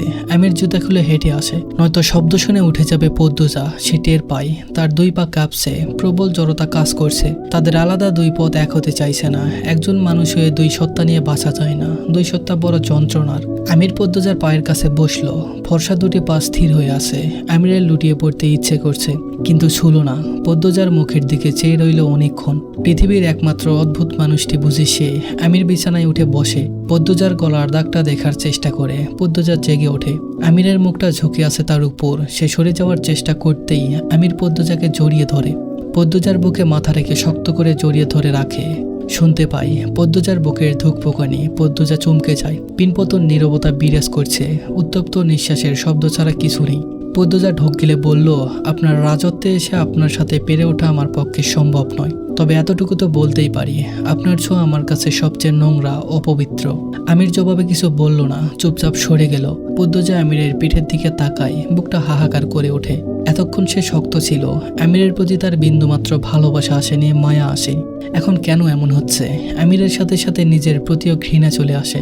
1000 মেয়ের জীবন নষ্ট করা এই মানুষটাকে সে এখনো ভালোবাসে। তার মন কাঁদে। পদ্মজা ছাদের মেঝেতে তাকিয়ে মনে মনে হেমলতাকে বলল, তোমার মেয়ে এত খারাপ মানুষ কি করে হলো আম্মা? আমি পাপিকে ভালোবেসে পাপ করছি, ক্ষমা করে দিও আমাকে। ক্ষমা করতে না পারলে অভিশাপে পুড়ে ছাই করে দাও আমাকে। যাদের ভালোবাসাকে বাজি ধরতে হয়, ভালোবাসাকে রক্তারক্তি যুদ্ধে নামতে হয়, বুকের ভেতর ভালোবাসাকে সন্তপূর্ণে লুকিয়ে রাখা যায় না, তারা বোধহয় সবচেয়ে বেশি অসহায়। পদ্মজার 2 চোখ বেয়ে জল গড়িয়ে পড়ে। সে ভেজা কণ্ঠে বলল, যেদিন আপনার মনে হবে আপনার দ্বারা আর কারো কোনো ক্ষতি হবে না, পাপ হবে না, সেদিন আমাকে পদ্মাবতী ডেকে জড়িয়ে ধরবেন। আমি নিশ্চুপ রইল। কিছু বলার মতো ভাষা তার মস্তিষ্কে নেই। সে নির্বাক। পৃথিবীতে 3টা মানুষকে সে ভালোবেসেছে। তার থেকে 2টো মানুষ তার পাপের জন্য তার থেকে দূরে সরে গিয়েছে, আরেকজন চলে যাওয়ার পথে। তারপরেও আমির পারে না সবকিছু ছেড়ে ছুড়ে দূরে হারিয়ে যেতে। তার ইচ্ছে করে না, সে ভাবতে পারে না। পদ্মজা কাঁদতে কাঁদতে বলল, আমার মা নেই, বাবা নেই, আমার স্বপ্ন, আশা সবকিছুই তো আপনি ছিলেন। আপনাকে নিয়ে আমি বৃদ্ধ হতে চেয়েছি। সে আপনি আমাকে মেরে ফেলতে চেয়েছেন। শত শত মেয়েকে পিটিয়ে যান ছিনিয়ে নেন। আল্লাহর দোহাই লাগে, আমার কষ্টটা অনুভব করুন। আমি হাসরের ময়দানে কি করে মুখ দেখাবো? মৃত অত্যাচারিত মেয়েগুলোর সামনে কি করে দাঁড়াবো? হাসরের ময়দানে সবাই আমার দিকে ঘৃণা চোখে চেয়ে থাকবে। কলঙ্কিনী আমি, আপনার বউ হয়ে আমি কলঙ্কিনী হয়েছি। মেয়েগুলোর বাবা মাকে আমি কি বলবো? তাদের নারী ছেঁড়া ধনকে ছিনিয়ে নেওয়া পুরুষটিকে আমি ভালোবেসেছি, এই কথা কি করে বলবো? বলতে পারেন? আমির উঠে বসে বেরিয়ে যাই। পদ্মজা কাঁদতে থাকলো, চোখের জল শুকায় না। আল্লাহ তাআলা কোন পরীক্ষায় ফেলেছেন। আমির খুব দ্রুত ফিরে আসে। তার হাতে লম্বা একখানা বস্তু। সে সেই বস্তুটি বিছানার উপর রেখে প্যান্ট থেকে চাবি বের করলো। হ্যান্ডকাপ খুলে পদ্মজাকে বসিয়ে দিল। তারপর পদ্মজার সামনে বস্তুটি ধরে শান্তস্বরে বলল, আমি পারবো না সরিয়ে আসতে। এই তলোয়ার ব্যবহার করা হয়নি, খুব পছন্দ করে এনেছিলাম। তোমার হাতে তুলে দিলাম, যদি পারো মুক্তি দিও আমাকে। কোনো কলঙ্ক রেখো না গায়ে। হাসরের ময়দানেও তুমি সবচেয়ে সুন্দরী, সম্মানিত এবং দামি থাকবে। শুধু বেহেশতে 2 জনের একসাথে রাজপ্রাসাদে থাকার স্বপ্নটা পূরণ হবে না। আমিরের বলা কথাগুলো শুনে পদ্মজার গায়ের পশম দাঁড়িয়ে যায়, বুক ব্যথা শুরু হয়। আমির পদ্মজার 2 হাত মুঠোয় নিয়ে চুমু দিল। তারপর বলল, শেষবার শুইছি, আর ছোবো না, শপথ করছি আর ছোবো না। তারপর ছুটে বেরিয়ে যায় ঘর থেকে। পদ্মজার দম বন্ধ হয়ে আসে। মিনিট 2 পার হতেই চাদর খামচে ধরে হাউমাউ করে কান্না শুরু করে। আল্লাহর উপর প্রশ্ন তুলল, আমার ভালোবাসা কি কমতে ছিল আল্লাহ? এমন কেন জীবন দিলে আমায়? আমি কি করব? মৃত্যু দাও আমাকে। পদ্মজা চোখ ভর্তি জল নিয়ে তুষারের দিকে তাকালো। তুষার 1 হাত কপালে ঠেকিয়ে বিড়বিড় করে, মাই গড। তার শ্বাস প্রশ্বাস ঘন হয়ে যায়, চোখে জল চিকচিক করছে। এমন অদ্ভুত ভালোবাসা সে দুটো দেখেনি। একজন খুন হতে চেয়েছে, আরেকজন খুন করে মুক্তি দিয়েছে। ফাহিমা কাঁদছে। পদ্মজা মিষ্টি করে হেসে বলল, আপনি এভাবে কাঁদছেন কেন? ফাহিমা বলল, আমির হাওলাদারের একটা সুন্দর জীবন হতে পারত। আফসোসের স্বরে বলল ফাহিমা। পদ্মজা ফিক করে হেসে ফেলল, বলল, পুলিশ হয়ে ক্রাইম কিং এর জন্য কাঁদছেন? তুষারের বুক ফুঁড়ে দীর্ঘশ্বাস বেরিয়ে আসে। কঠিন মনের তুষার ভেঙে পড়েছে। ভালোবাসার অনেক ব্যাখ্যা সে শুনেছে, কিন্তু ভালোবাসা এমনও হতে পারে সে ভাবেনি। তুষার বলল, তিনি অবশ্য চেষ্টা করেছিলেন এই জগৎ থেকে বের হতে, কিন্তু পারেননি। তিনি আষ্টে পৃষ্ঠে পাপের রাজ্যে জড়িয়ে গিয়েছিলেন, কিন্তু ভালোবাসার কোনো আদালত থাকলে সেই আদালতে আমির হাওলাদারের সব খুন মাফ। পদ্মজা ঠোঁট কামড়ে হাসে। অনেক কাহিনী, অনেক কান্না তো এখনো বাকি। এরা এটুকুতে কেঁদে অস্থির। তার ভীষণ হাসি পাচ্ছে, ভীষণ। সকালের ঘন কুয়াশার চাদরে ঢেকে আছে প্রকৃতি। কাঠের দইতলা বাড়ির উঠানে শুটিং দলের সবাই বসে আছে। হিমেল হাওয়ার সঙ্গে আসা কনকনে শীত সবাইকে কাবু করে ফেলেছে। সবার মুখ থেকে ধোঁয়া বের হচ্ছে। শাকিল নামের একটা ছেলে উঠানের মাঝে আগুন ধরালো। লিখন আগুন থেকে তাপ নেই। তীব্র ঠান্ডার জন্য শুটিং এগোচ্ছে না, বারবার পিছিয়ে যাচ্ছে। সূর্য যখন আকাশে উদিত হলো, মৃদুলের দেখা মিলল। সে লিখনের সাথে কর্মদন করে বলল, কেমন আছো ভাই? লিখন হেসে বলল, ভালো। এই শাকিল, একটা চেয়ার দিয়ে যাও। শাকিল চেয়ার দিয়ে যায়। মৃদুল বসলো। দুজন বরের গাছের নিচে বসে আছে। সেখান থেকে অলন্দপুরের বড় সড়ক দেখা যায়। লিখন বলল, তারপর কেমন আছো? মৃদুল বলল, জি ভাই, ভালো আছি, একটা দরকারে আইছি ভাই। লিখন মৃদুলের দিকে মুখ করে বসলো। মৃদুল লজ্জা পাচ্ছে। লিখন বলল, পূর্ণার ব্যাপারে কিছু? মৃদুল অপ্রস্তুত হয়ে পড়ে। সত্যি সে লজ্জা পাচ্ছে। ঘাড় ম্যাসেজ করতে করতে বলল, পূর্ণারে কেমনে কি বলতাম বুঝতাছি না, একটু বইলা দাও। লিখন সশব্দে হাসলো। মৃদুলের সাথে যতবার তার দেখা হয় ততবার সে হাসতে বাধ্য। মৃদুল বলল, আমির ভাই আর তুমি এসব অনেক ভালো বোঝো। আমির ভাইরা ডর লাগে, তাই তোমার কাছে আইছি। লিখন বলল, এটা কোনো ব্যাপার? তারপর দূরের পথ চেয়ে বলল, আমার একটা ইচ্ছে ছিল। শীতের জ্যোৎস্নায় নৌকা নিয়ে মাঝ নদীতে যাব। নৌকায় আমি থাকবো, আর আমি যাকে ভালোবাসি সে থাকবে। চারিদিকে জ্যোৎস্না টুপ টুপ করে পড়বে।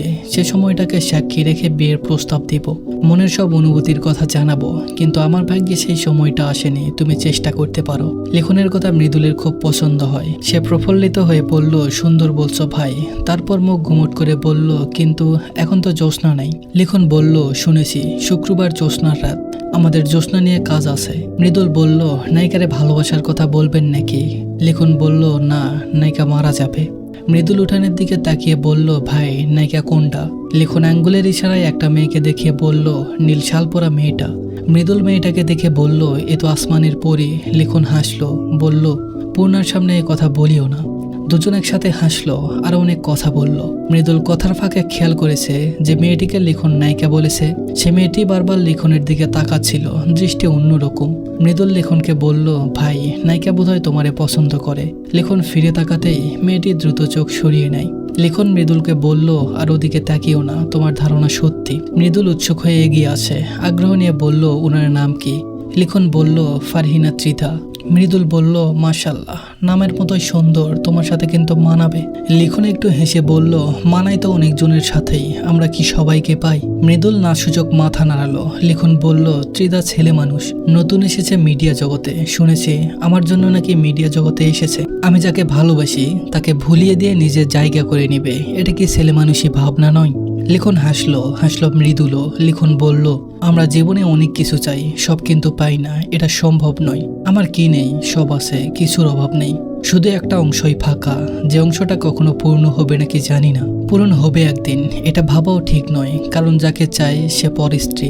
তবুও মন ভেবে ফেলে, যদি এই আশাটা পূর্ণ হয়, আমার বর্তমানে যা কিছু আছে তা থেকে কিছু একটা হারিয়ে যাবে। এটাই দুনিয়ার নিয়ম, নিয়তি। কিছুর অভাব না থাকলে তুমি কার কাছে দৌড়াবে, কিসের আশায় বাঁচবে? অপূর্ণতা একাধারে সৌভাগ্য এবং দুর্ভাগ্য। মৃদুল বলল, তুমি অনেক বোঝো ভাই। লিখন বলল, এই যে ত্রিধা পাগলামি করে, আমি কিন্তু মানা করি না, তালও দেই না। পাগলামি করে যদি নিজের মনকে তৃপ্ত রাখতে পারে তবে করুক না, সে তো জানে আমার মন অন্যখানে ছোটে। মৃদুল বলল, কতদিন অবিবাহিত থাকবেন? এবার বিয়ে করে নিন। লিখন বলল, আম্মা চিঠি পাঠিয়েছেন, কোনো রাজনীতিবিদের মেয়ের সাথে বিয়ের কথা চলছে, এইবার ফিরে বিয়ে করতেই হবে, নয়তো নাকি বিষ খেয়ে আত্মহত্যা করবেন। এটা কোনো কথা? মৃদুল বলল, এইবার বিয়ে কইরা নেওয়া দরকার, খালাম্মারও তো ইচ্ছে করে ছেলের বউ দেখার। লিখন বলল, মৃদুল তুমি সব জানো, তুমি খুব ভালো ছেলে, ভালোবাসা বোঝো, তাই তোমার কাছে কিছু বলি। পদ্মজা শুধু একটা নাম না, আমার মনে হয় পদ্মজা শব্দটা একটা প্রাণ, আমার বেঁচে থাকার অনুপ্রেরণা। আমি খুব খারাপভাবে পদ্মজাতে ফেসে গেছি। আমার মাঝে মাঝে দম বন্ধ করা কষ্ট হয়, তখন চেষ্টা করি পদ্মজা নামক মায়াজাল থেকে বেরোতে, কিন্তু পারি না। এই যে বেঁচে আছি, প্রতি মুহূর্তে মনে হয় পদ্মজা আসবে একদিন, আমার কাছে আসবে। মানুষ তো আশা নিয়েই বাঁচে, আশা পূরণ না হোক, আশা রাখতে তো কোনো দোষ নেই, বাঁচতে তো হবে। ত্রিধা আমাকে ভালোবাসে, আমি বুঝি। যখন শুটিং চলে, মুখস্থ ডায়লগগুলো ত্রিধা মন থেকে অনুভব করে আমাকে বলে, কিন্তু আমি কিছু করতে পারি না। আমার তখন খারাপ লাগে, আমি নিজে একজনের প্রেমে ব্যাকুল, তাই অন্য কারো ব্যাকুলতা আমি বুঝি। এখন আমি পদ্মজার অনুভূতি বুঝি, পদ্মজার জায়গায় আমি দাঁড়িয়েছি। ত্রিধা আমাকে পদ্মজার অনুভূতি বুঝিয়ে দিয়েছে। আমি ত্রিধাকে যেমন মনে জায়গা দিতে পারি না, পদ্মজাও আমাকে দিতে পারে না। পদ্মজা আমির হাওলাদারকে খুব ভালোবাসে, আমি নিজের ভালোবাসার সাথে তাদের ভালোবাসাকেও সম্মান করি। তাদের ভালোবাসা অতুলনীয়। বুকে একটু জ্বালাপোড়া হয় ঠিকই, তবে এটাই বাস্তব। ত্রিধার জন্য আমার মায়া হয়। মেয়েটা অন্য কাউকে ভালোবেসে সুখী হতে পারত, ঘুরে ফিরে এমন কাউকে ভালোবেসেছে যে অন্য কাউকে ভালোবাসে। আমার মতো হয়তো পদ্মজাও ভাবে, ত্রিধার ভালোবাসাকেও আমি সম্মান করি। সে সত্যি মন উজাড় করে আমাকে ভালোবাসে, কিন্তু আমার পক্ষ থেকে সাড়া দেওয়া সম্ভব নয়। এমনকি আমি ত্রিধাকে জায়নামাজে বসে কাঁদতেও দেখেছি, তবুও আমার মনে ভালোবাসা জন্মায়নি। ভালোবাসা খুব কোমল আর খুব শক্ত হয়। কিছু মানুষ একজনকেই ভালোবাসার জন্য জন্মায়, অন্য কারো ভালোবাসা তাকে ছুঁতে পারে না। তার মধ্যে আমি একজন, হয়তো পদ্মজাও তার মধ্যে আরেকজন। এটাও ভাবতেও খারাপ লাগে। ত্রিধা ভালোবাসে আমাকে, আমি ভালোবাসি পদ্মজাকে, পদ্মজা ভালোবাসে আমির হাওলাদারকে। সবার ভালোবাসাই সত্য। কি কাণ্ড! এই পৃথিবীতে সুখী মানুষ কারা জানো? তোমার মতো মানুষরা। মৃদুল মহাবিষ্ট হয়ে পড়েছে। সে অবাক হয়ে বলল, আমার মতো? লিখন বলল, হ্যাঁ তোমার মতো। তুমি পূর্ণাকে ভালোবাসো, পূর্ণাও তোমাকে ভালোবাসে। তোমাদের তৃতীয় ব্যক্তির যন্ত্রণা সহ্য করতে হয় না। এই ভালোবাসাকে কখনো হারাতে দিও না। কপাল গুনে যাকে চাও সেও তোমাকে চায়। কখনো অসম্মান করো না, ধরে রেখো। ভালোবাসা খুব দামি, যা সবাই পায় না। আমাদের জীবনে মা বাবা, নানা নানি, দাদা দাদি, ভাই বোন, অনেক মানুষ আছে যারা আমাদের ভালোবাসে, তবুও আমরা জীবন সঙ্গীর জন্য পাগল হই। তার ভালোবাসা পাওয়ার জন্য আকুল হয়ে থাকি। তার ভালোবাসা ছাড়া নিজেকে শূন্য মনে হয়। এই মায়া পৃথিবী সৃষ্টির পর থেকে হয়ে এসেছে। আমিও তেমন একজনকে ভালোবেসে পাওয়ার জন্য ব্যাকুল হয়ে আছি। ঝাপসা ভরে হাঁটছি। এই জায়গায় অন্য কাউকে দেওয়া সম্ভব নয়, তাই আমি বিয়ে করব না। কোনো মেয়েকে জীবন্ত হত্যা করার অধিকার আমার নেই। আমাকে যে বিয়ে করবে সে সুখী হবে না, আমি পারবো না। আমি স্বামী হিসাবে ব্যর্থ হয়ে যাব, কলঙ্ক লেগে যাবে। আমি সেটা হতে দিব না। মনে একজনকে রেখে আরেকজনকে বিয়ে করে তাকে সুখী করাটা একটা চ্যালেঞ্জ। আমি এই চ্যালেঞ্জটা নিতে পারবো না, কারণ আমি শতভাগ নিশ্চিত এই চ্যালেঞ্জ আমি হেরে যাব। যে যাই ভাবুক, একাই জীবন কাটিয়ে দিব। ভালোবেসে যাওয়াতেও শান্তি আছে, নিজের স্বার্থে সেই শান্তি আমি নষ্ট করব না। বিয়ের কথা আর কখনো বলো না, আম্মাকে আমি সামলে নেব। তুমি পূর্ণাকে দ্রুত বিয়ে করে নাও, যাই হয়ে যাক। কেউ কারো হাত ছাড়বে না। একজন পিছিয়ে গেলেই কিন্তু সব শেষ। মৃদুল লিখনের এক হাত ধরে বলল, ভাই তোমারে কি বলবো আমি বুঝতাছি না, কিন্তু পূর্ণারে আমি মরে গেলেও ছাড়বো না। আমি আমার সৌভাগ্য ধরে রাখবো। লিখন মৃদুলের কাঁধে হাত রেখে বলল, ভালো প্রেমিক হয়ে ওঠো, ভালো স্বামী হয়ে ওঠো। তুমি বসো, শুটিং শুরু হবে, পরে আবার কথা হবে। মৃদুল বলল, যাও ভাই। শুটিংও শুরু হয়। মৃদুল উঠে আসে। ত্রিধা নামক সুন্দরী মেয়েটির পরনে শাড়ি, কোমর সমান লম্বা চুল, রূপে কোনো কমতি নেই। তাও ত্রিধা লিখনের আকর্ষণ পাচ্ছে না। ভালোবাসা এত অদ্ভুত কেন হয়? মৃদুল ত্রিধাকে খেয়াল করে। ত্রিধা লিখনের দিকে তাকানোর দৃষ্টি অভিনয় নয়, একদম পূর্ণার মতো। পূর্ণা যেভাবে তার দিকে তাকায় ঠিক সেরকম। লিখন ত্রিধার হাত ধরতেই ত্রিধার চোখ মুখে একটা আনন্দ ছিটিয়ে পড়ে। একমাত্র শুটিংই পারে তাকে লিখনের কাছাকাছি নিয়ে আসতে। মৃদুলের শরীরটা কেমন জানি করে ওঠে। ভালোবাসার জগতে কত রূপের ভালোবাসা রয়েছে।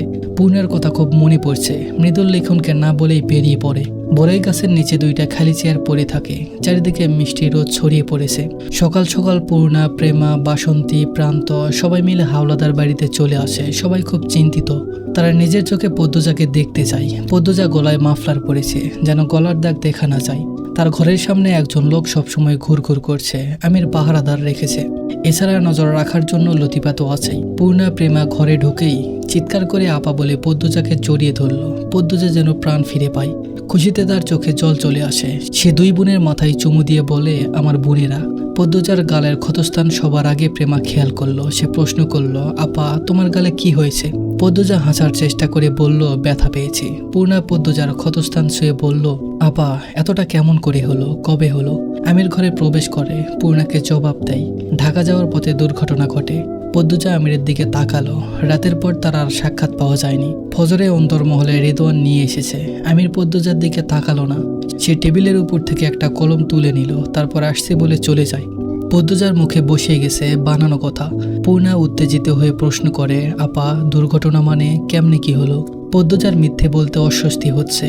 সে বলল, যা হয়ে গেছে হয়েই গেছে, এখন তো ভালো আছি, দুর্ঘটনা মনে রাখতে নেই, এসব নিয়ে কোনো আলোচনা না। পূর্ণা খুব কষ্ট হচ্ছে। পদ্মজার ফর্সা গালে কতটা ভেসে আছে, ভয়ানক দেখাচ্ছে। পূর্ণা পদ্মজাকে জড়িয়ে ধরে। পদ্মজা টের পায় পূর্ণা কাঁদছে। পূর্ণা এত কেন ভালোবাসে? পদ্মজা পূর্ণার মাথায় হাত বুলিয়ে দিয়ে বলল, কাঁদে না, এইটুকুর জন্য কেউ কাঁদে? পূর্ণা কান্না মাখা স্বরে বলল, মনে হচ্ছে আমি ব্যথা পেয়েছি। পদ্মজা পূর্ণাকে সামনে দাঁড় করায়। পূর্ণার দুই গালে হাত রেখে বলল, আমার কান্দুনি রে। পূর্ণা হাসে, তার সাথে পদ্মজাও হাসে। হাসে প্রেমা, প্রান্ত, বাসন্তী। পদ্মজা পাতাল ঘরে থাকা মেয়েগুলোর কথা মনে পড়ে যায়। সেই মেয়েগুলোর মা বোন বাবাও তো অপেক্ষা করে আছে, আশায় আছে একদিন তাদের মেয়ে বা বোন ঘরে ফিরবে। পদ্মজার বুক ফুরে দীর্ঘশ্বাস বেরিয়ে আসে। কিছুতেই মেয়েগুলোকে কুরবানি হতে দেওয়া যাবে না। সে তার সবকিছু ত্যাগ করে হলেও বাঁচাবে। পূর্ণারা দুপুরে চলে যায়। আমির ঘরে আসে। দরজা থেকে পদ্মজাকে বলে, কারো কাছে কিছু বলার চেষ্টা করবে না, বোনদেরও না, নিজেকে নিয়ন্ত্রণ রাখবে। কাউকে কিছু বললে তোমার বোনদের ক্ষতি হবে। বাইরে শান্টু আছে, বাড়ির গেটেও দুইজন আছে। বাইরে থেকে কেউ যেন না আসে, শুধু তোমার পরিবার ছাড়া। বেরোবার চেষ্টা করো না।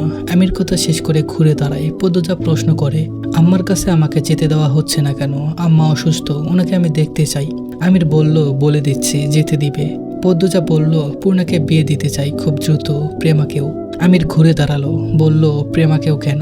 পদ্মজা বলল, আমার ভবিষ্যৎ আমি জানি না, হয় জেল নয়তো মৃত্যু, কিছু একটা হবেই। তাৎক্ষণিক আমির কিছু বলার খুঁজে পেল না। সময় নিয়ে বলল, মৃদুল আর পূর্ণাকে গতকাল সন্ধ্যায় মেলায় দেখেছি। মৃদুলের সাথে কথা বলতে পারো? পদ্মজা অবাক হয়ে জানতে চাইল, সত্যি কি করছিল? আমির বলল, মেলায় কি করতে চাই? পদ্মজা বুঝতে পারে। সে বলল, ছোট ভাই আপনার মতো না, তার কোনো নিশ্চয়তা আছে? আমির বলল, মৃদুল আমাদের বংশের না, তাই আমার সাথে নেই। বাইরে কিছু করে নাকি জানি না। পদ্মজা জবাব না শুনেই আমির চলে যায়। পদ্মজা ভাবতে বসে, মৃদুল অনেক সুন্দর একটা ছেলে। পূর্ণাকে সত্যিই ভালোবাসে নাকি এমনি ঘুরতে গিয়েছিল? একটা ছেলে মেয়ে এমনিতে মেলায় ঘুরতে যাবে না, তাদের সমাজ তো এমন নয়। পদ্মজা দৌড়ে বেরিয়ে আসে। আমিরকে ডাকলো, শুনুন। আমির দাঁড়ালো। পদ্মজা বলল, আমি ছোট ভাইয়ের সাথে কথা বলতে চাই। আমির বলল, সন্ধ্যায় কথা হবে আমার সামনে। ফরিনার অবস্থা করুণ। পদ্মজা সব জেনে গেছে। জানার পর অসুস্থতা কয়েক গুণ বেড়ে গেছে। মৃত্যুর প্রহর গুনছে। পদ্মজা ঘরে ঢুকে দেখে ফরিনা চোখ বুজে শুয়ে আছে। পদ্মজা ফরিনার শিওরে গিয়ে দাঁড়ালো, ডাকলো, আম্মা। ফরিনার বুক ছাদ করে উঠল। তিনি চট করে চোখ খুললেন। চোখ ভরে জল ওঠে। তিনি উঠতে চান না। পদ্মজা ধরে। ফরিনা কেঁদে উঠলেন। কেঁদে ওঠে পদ্মজাও। দুজনকে জড়িয়ে ধরে অনেকক্ষণ কাঁদে। ফরিনা চোখের জল মুছে বললেন, আজরাইল আমার ঘরে ঘুরতেছে, তোমারে না দেখে আমি কেমনে মরি কত? পদ্মজা বলল, এসব বলবেন না আম্মা, আমার মা নেই, আপনি আমার মা। ফরিনা বুক ভরে নিঃশ্বাস নিয়ে বললেন, এখন আমি শান্তিতে মরতে পারবো, তোমারে আমার অনেক কথা কওনের আছে। পদ্মজা ফরিনার এক হাত মুঠোয় নিয়ে ভেজা কণ্ঠে বলল, আপনার ছেলের সম্পর্কে সব জানি আম্মা, আমার বিশ্বাস করতে খুব কষ্ট হয়েছে। ফরিনা ঘৃণায় কপাল কুঁচকে ফেললেন। বললেন, বাবু আমার গর্ভরে কলঙ্কিত করছে। পদ্মজা বলল, আপনি উত্তেজিত হবেন না আম্মা। ফরিনা বলল, আমি তোমারে কইতে কেউ কইতে পারি নাই, আমারে মাফ কইরা দাও। তোমার জীবনটা আমার কোলাঙ্গার সন্তানের লাইগা নষ্ট হইয়া গেছে। ও মা, ওরা তোমারে মারছে? পদ্মজা বলল, না আম্মা, আমাকে কেউ মারেনি, আপনি শান্ত হন, আমি চলে এসেছি, আপনি সুস্থ হয়ে যাবেন, তারপর আর আপনার কোনো কষ্ট হবে না। ফরিনা চোখ বড় বড় করে তীব্র ঘৃণা আর রাগ নিয়ে বললেন, আমি যদি মইরা যাই? তুমি বাবুর বাপের মাথাটা কাইটা আমার কবরে রাই খাইবা, আমার আদেশে এইটা, তাহলে আমার আত্মাটা শান্তি পাইব। ফরিনা ছটফট করছেন, শ্বাস নিচ্ছেন অনেক কষ্টে, রাগে শরীর কাঁপছে, বিছানায় দুর্গন্ধ, চোখ মুখ শুকিয়ে একটু হয়ে গেছে। পদ্মজা দুই হাতে ফরিনাকে জড়িয়ে ধরল শান্ত করার জন্য। বলল, আম্মা শান্ত হন, আল্লাহ সব পাপের জন্য শাস্তি আগে থেকেই বরাদ্দ করে রেখেছেন, সবার শাস্তি হবে, হতেই হবে। ফরিনা বলল, শোরের বাচ্চা আমার সাথে কি করছে আমি তোমারে কইতে চাই, তুমি হুনো আমার কথা। পদ্মজা বলল, সব শুনবো আম্মা, সব শুনবো। লতিফা বাবু বলল, খাবার নাকি খাচ্ছেন না, এখন খাবেন, ওষুধ খাবেন, ঘুমাবেন, তারপর একটু সুস্থ হয়ে সব বলবেন। আপনার গা পুড়ে যাচ্ছে জ্বরে, কাঁপছেন আপনি, শান্ত হন আপনি। ফরিনা আবল তাবল বলতেই থাকেন। মানুষটার মৃত্যু যেন ঘনিয়ে এসেছে। পদ্মজা বিছানা পরিষ্কার করে ফরিনার শরীর মুছে দেয়, নতুন শাড়ি পরিয়ে খাইয়ে দিল, তারপর জোর করে ঘুম পাড়ায়, লম্বা করে নিঃশ্বাস ছাড়ল। মানুষটার অতীত কতটা ভয়ঙ্কর সে জানে না, তবে শুনতে চাই। সবকিছুর জন্য বড় কোনো উদ্যোগ নিতে হবে। পদ্মজার নিজের মায়ের একটা কথা মনে পড়ছে। তিনি সবসময় বলতেন, প্রতিটা মানুষ কোনো না কোনো উদ্দেশ্যে জন্মগ্রহণ করে। যদি এই কথাটি সত্য হয়, তবে হাওলাদার বংশের শেষ পুরুষদের ধ্বংস করাই তার জন্মের উদ্দেশ্য, সে শতভাগ নিশ্চিত। সন্ধ্যা নেমেছে কিছুক্ষণ পূর্বে, আজ আকাশ পরিষ্কার, কুয়াশা নামেনি। সন্ধ্যার নামাজ আদায় করে পদ্মজা নিজের ঘরে বসে আছে, অপেক্ষা করছে মৃদুলের জন্য। নিস্তব্ধতা ভেঙে পায়ের শব্দ ভেসে আসে। আমির ঘরে প্রবেশ করে, পদ্মজার থেকে দূরে চেয়ার নিয়ে বসে, তারপর প্রবেশ করলো মৃদুল। মৃদুলের বুক কাঁপছে, সে চিন্তিত। পদ্মজা মৃদুলকে সালাম দিল, তারপর বলল, বসুন ছোট ভাই। মৃদুল বসলো। সে বুঝতে পারছে না কি হতে চলেছে, শঙ্কিত সে। গোপনে ঢোক গেলে একবার আমিরকে, আরেকবার পদ্মজাকে দেখলো। পদ্মজা বলল, কেমন আছেন? মৃদুলের অস্বস্তি হচ্ছে। সে দ্রুত জবাব দিল, ভালো আছি ভাবি, কোনো সমস্যা হয়েছে? পদ্মজা বলল, না কোনো সমস্যা হয়নি। কেমন লাগছে এখানে? খাওয়া দাওয়া ঠিকঠাক হচ্ছে? মৃদুল বলল, জি ভাবি, সব ঠিক আছে, ভালো লাগছে। রানী আপার কথা খুব মনে পড়ে। পদ্মজা আক্ষেপের স্বরে বলল, রানী আপা কেন যে এমন করলো, যদি ফিরে আসতো?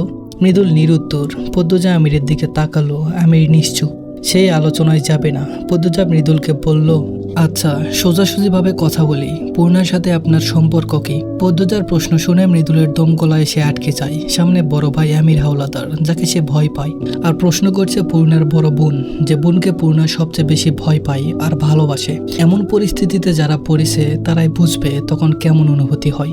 মৃদুলকে চুপ থাকতে দেখে পদ্মজা বলল, বলুন ছোট ভাই।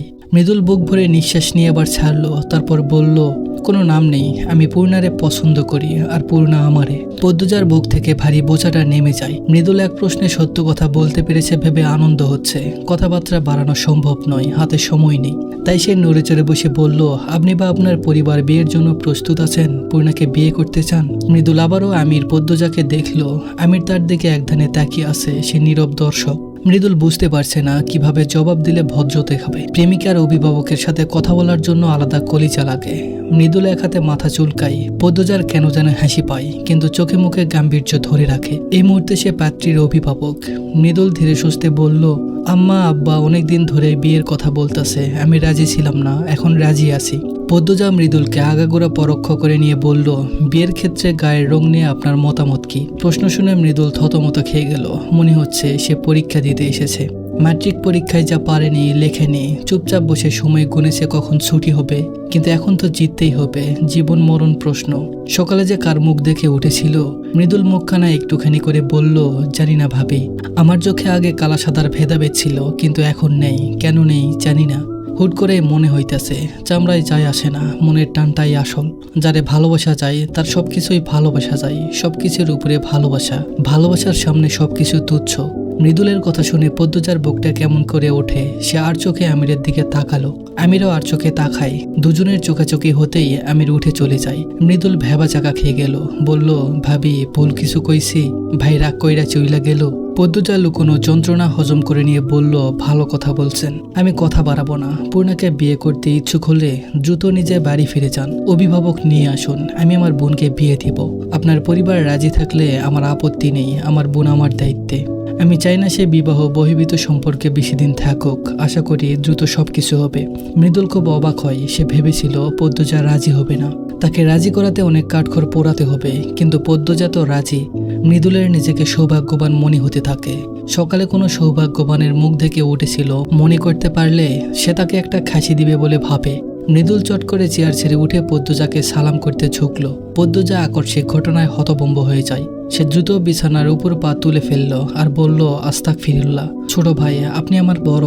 মৃদুল আনন্দে আত্মহারা। তার মধ্যে প্রবল উত্তেজনা কাজ করছে। কি করবে না করবে বুঝে উঠতে পারছে না। এত দ্রুত হুট করে এমন সুন্দর প্রস্তাব পাবে সে ভাবেনি। ঠোঁটে হাসি রেখে বলল, আমি শনিবারেই বাড়ি যাবো, রবিবারে আম্মা আব্বারে নিয়ে আসবো, আপনি চিন্তা করেন না। মৃদুলের নিঃশ্বাস শোনা যাচ্ছে। সে ভীষণ উত্তেজিত বোঝাই যাচ্ছে। পদ্মজা পানি খেতে বলল। মৃদুল পানি পান করে, তারপর বলল, আসি ভাবি।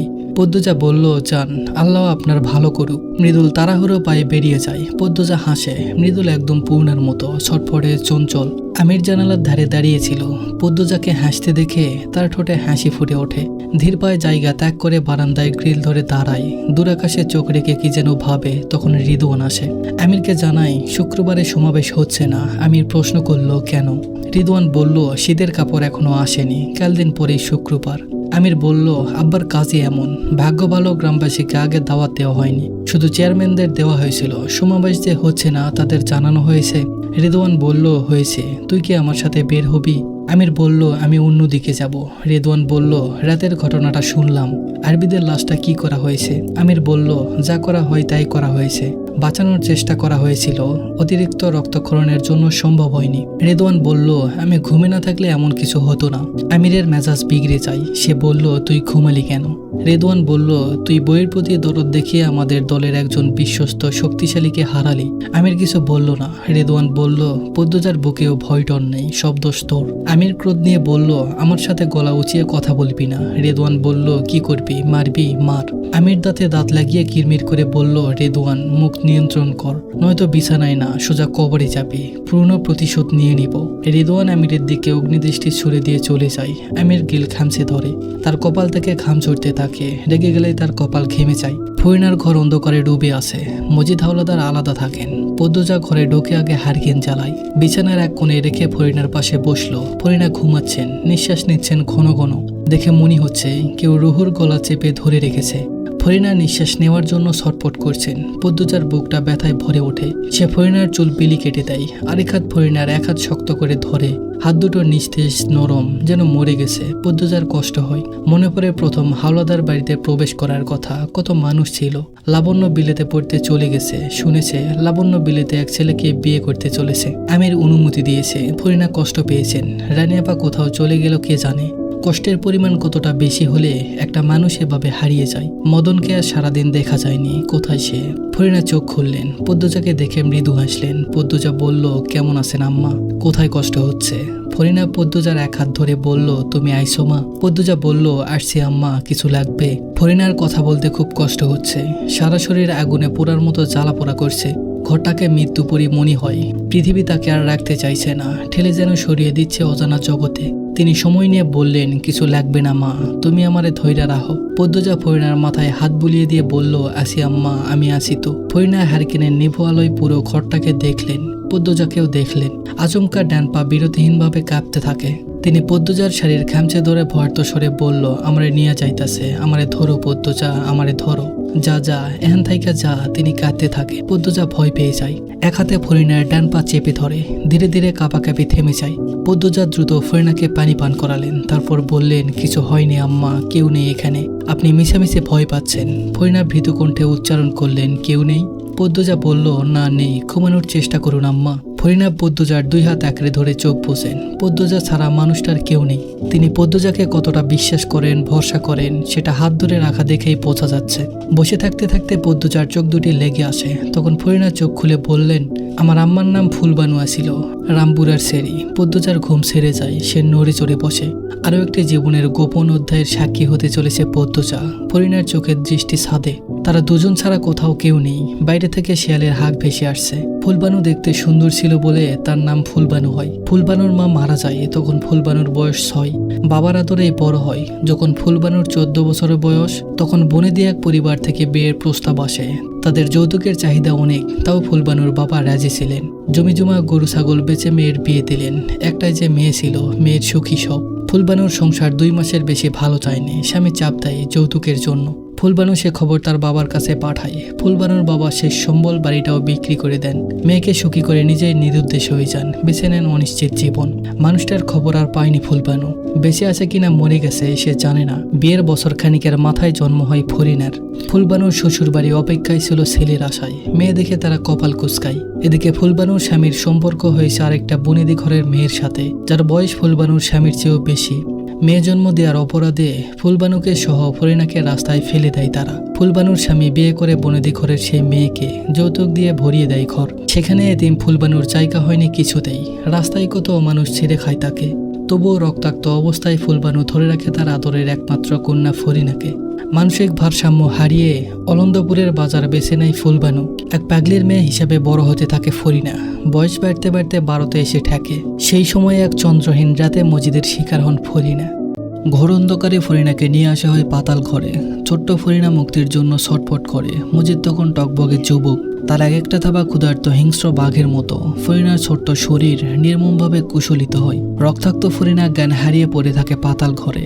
এর পরদিন চোখ খুলে মজিদের সাথে খলিলকে দেখতে পায়। আশেপাশে কয়েকজন পুরুষ ছিল।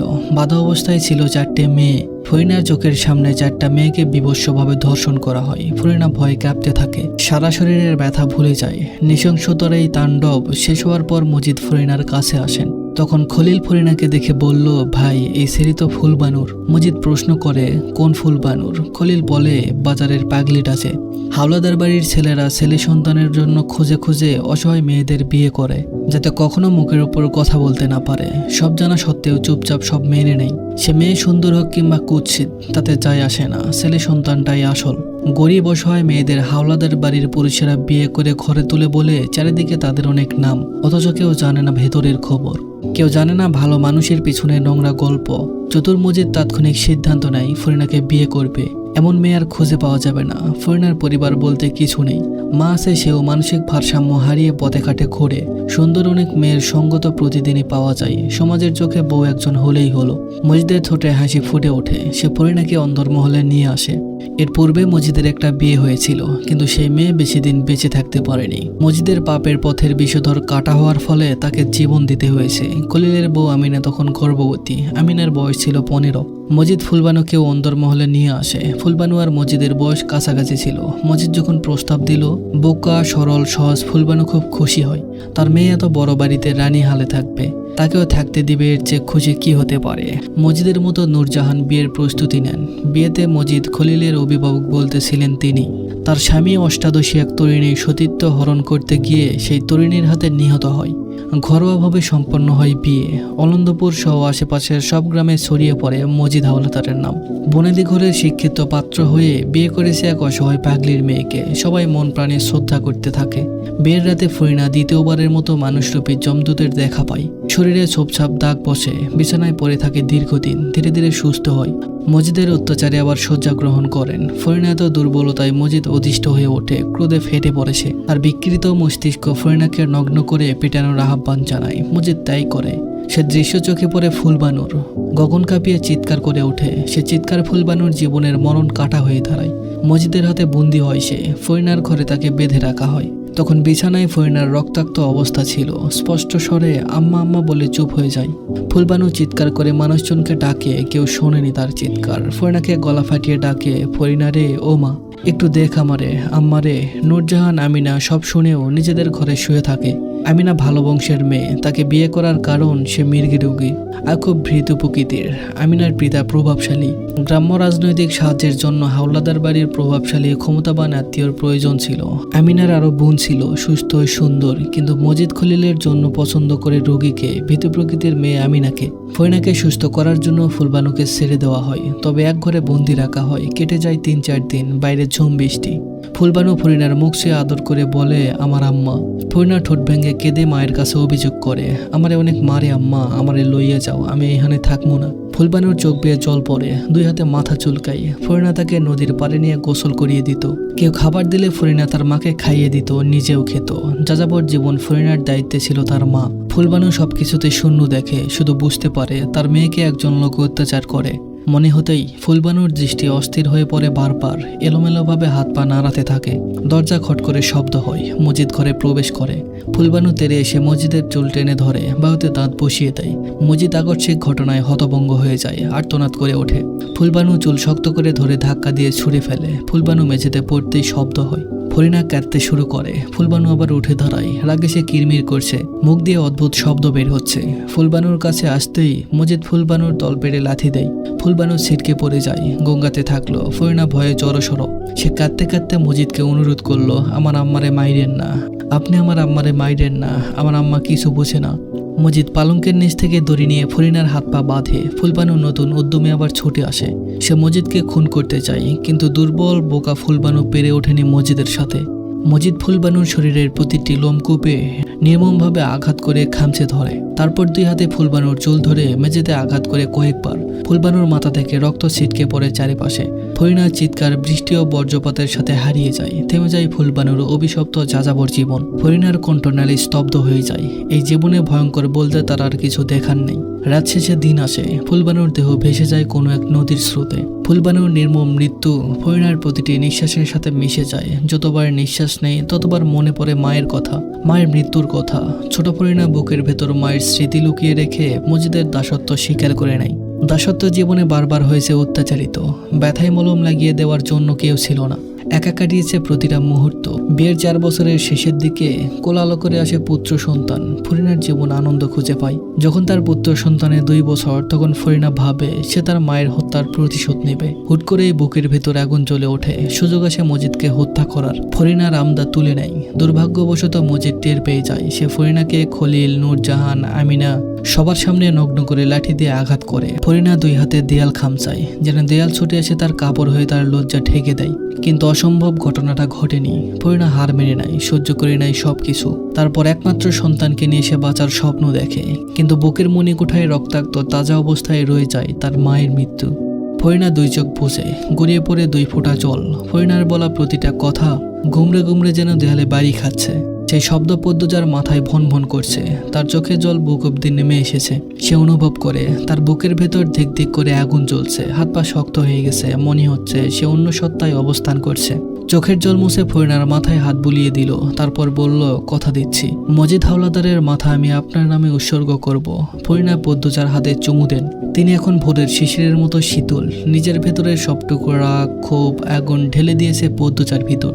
এবার বোধহয় মুক্তির পালা। ফরিনা পদ্মজার চোখের দিকে তাকিয়ে বলল, তোমার মুখটারে আমার জান্নাতের সুবাসের লাহান মিষ্টি মনে হয়। পদ্মজা ফরিনার মাথায় হাত বুলিয়ে দিয়ে আবেগপ্রবণ হয়ে বলল, আপনি আমার আরেক মা, আমার আরেক বেহেশত। ফরিনা হাসলেন। পদ্মজা বলল, আজ থেকে আপনার সব দায়িত্ব আমার। আপনাকে সুখে রাখার দায়িত্ব আমার। আমি আপনার সব চাওয়া পাওয়া পূরণ করব। ফরিনা হাসলেন। ধীরে ধীরে বললেন, আমি পাপী। ধর্ম নিয়ে আমার শিক্ষা হয়েছিল না, তুমি আমারে শিখাইছো। শেষ দিনগুলো তোমার কথা মতো ইবাদত করছি। যদি আল্লাহ কবুল কইরা আমার নামে জান্নাত কইরা রাহে, দরজার সামনে তোমার লাইগা খাড়ায় থাকাম। ফরিনার কথাগুলো পদ্মজার বুকে তীরের মতো আঘাত হানে। গায়ে কাটা দিয়ে ওঠে। সে 2 হাতে ফরিনাকে জড়িয়ে ধরে বলল, কেন এসব বলছেন আম্মা? ফরিনা বলল, আমারে ধরে আমার লগে ঘুমাও মা। পদ্মজা ফরিনার পাশে শুয়ে পড়ে। ফরিনাকে জড়িয়ে ধরে ঘুমানোর চেষ্টা করে। মাথায় হাজারটা ভাবনা, অনেক ক্ষোভ, ঘৃণা। এত সব নিয়ে কি ঘুম আসে? দীর্ঘ সময় পর তার চোখ দুটি বন্ধ হয়। এতদিন সারাদিন ফরিনা কোনো কথা বলেনি, খাবারও খায়নি। বাড়ির কোনো পুরুষই বাড়িতে ছিল না। রাতে পদ্মজা শুতে আসে। ফরিনা পদ্মজার দিকে তাকিয়ে একবার শুধু হাসেন। পদ্মজা দূর দূর বুক নিয়ে চোখ বসে। কিছু মুহূর্ত পরেই দ্বিতীয়বারের মতো আরেক মায়ের মৃত্যুর সাক্ষী হয়। ধাপড়ানোর শব্দ শুনে পদ্মজা থরফরিয়ে উঠে বসে। ফরিনার শরীর কাঁপছে। মাথার কাছে হারিকেনের আলো নিভে যাওয়ার পথে। পদ্মজা, ফরিনা আর অদৃশ্য আজরাইল ছাড়া ঘরে কেউ নেই। পদ্মজার বুকে ধরফরানি বেড়ে যায়। সে ফরিনাকে এক হাতে চেপে ধরে কালিমা শাহাদত পড়তে থাকে।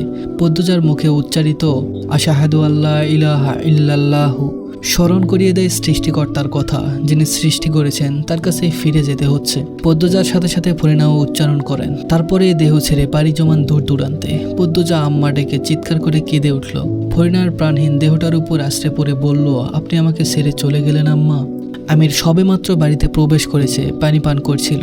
পদ্মজার কান্না কানে ভেসে আসতেই সে গ্লাস রেখে দ্রুতগতিতে ছুটে আসে। মজিদের ঘুম ভেঙে যায়। পদ্মজার কান্না শুনে তিনি অবাক হলেন। আমির তো পদ্মজাকে মারবে না, তাহলে এ মেয়ে এভাবে কাঁদছে কেন? তিনি চশমা পরে ঘর থেকে বের হন। আমিনা নিজ ঘরে চুপ করে বসে আছে। ভূমিকম্প হয়ে গেলেও তিনি বের হবেন না। খলিল, রেদওয়ান বাইরে, লতিফা, রিনু হারিকেন জ্বালিয়ে দৌড়ে আসে। বিদ্যুৎ নেই বিকেল থেকে। আমির ঘরে প্রবেশ করেই চমকে যায়। পদ্মজা হাউমাউ করে কাঁদছে।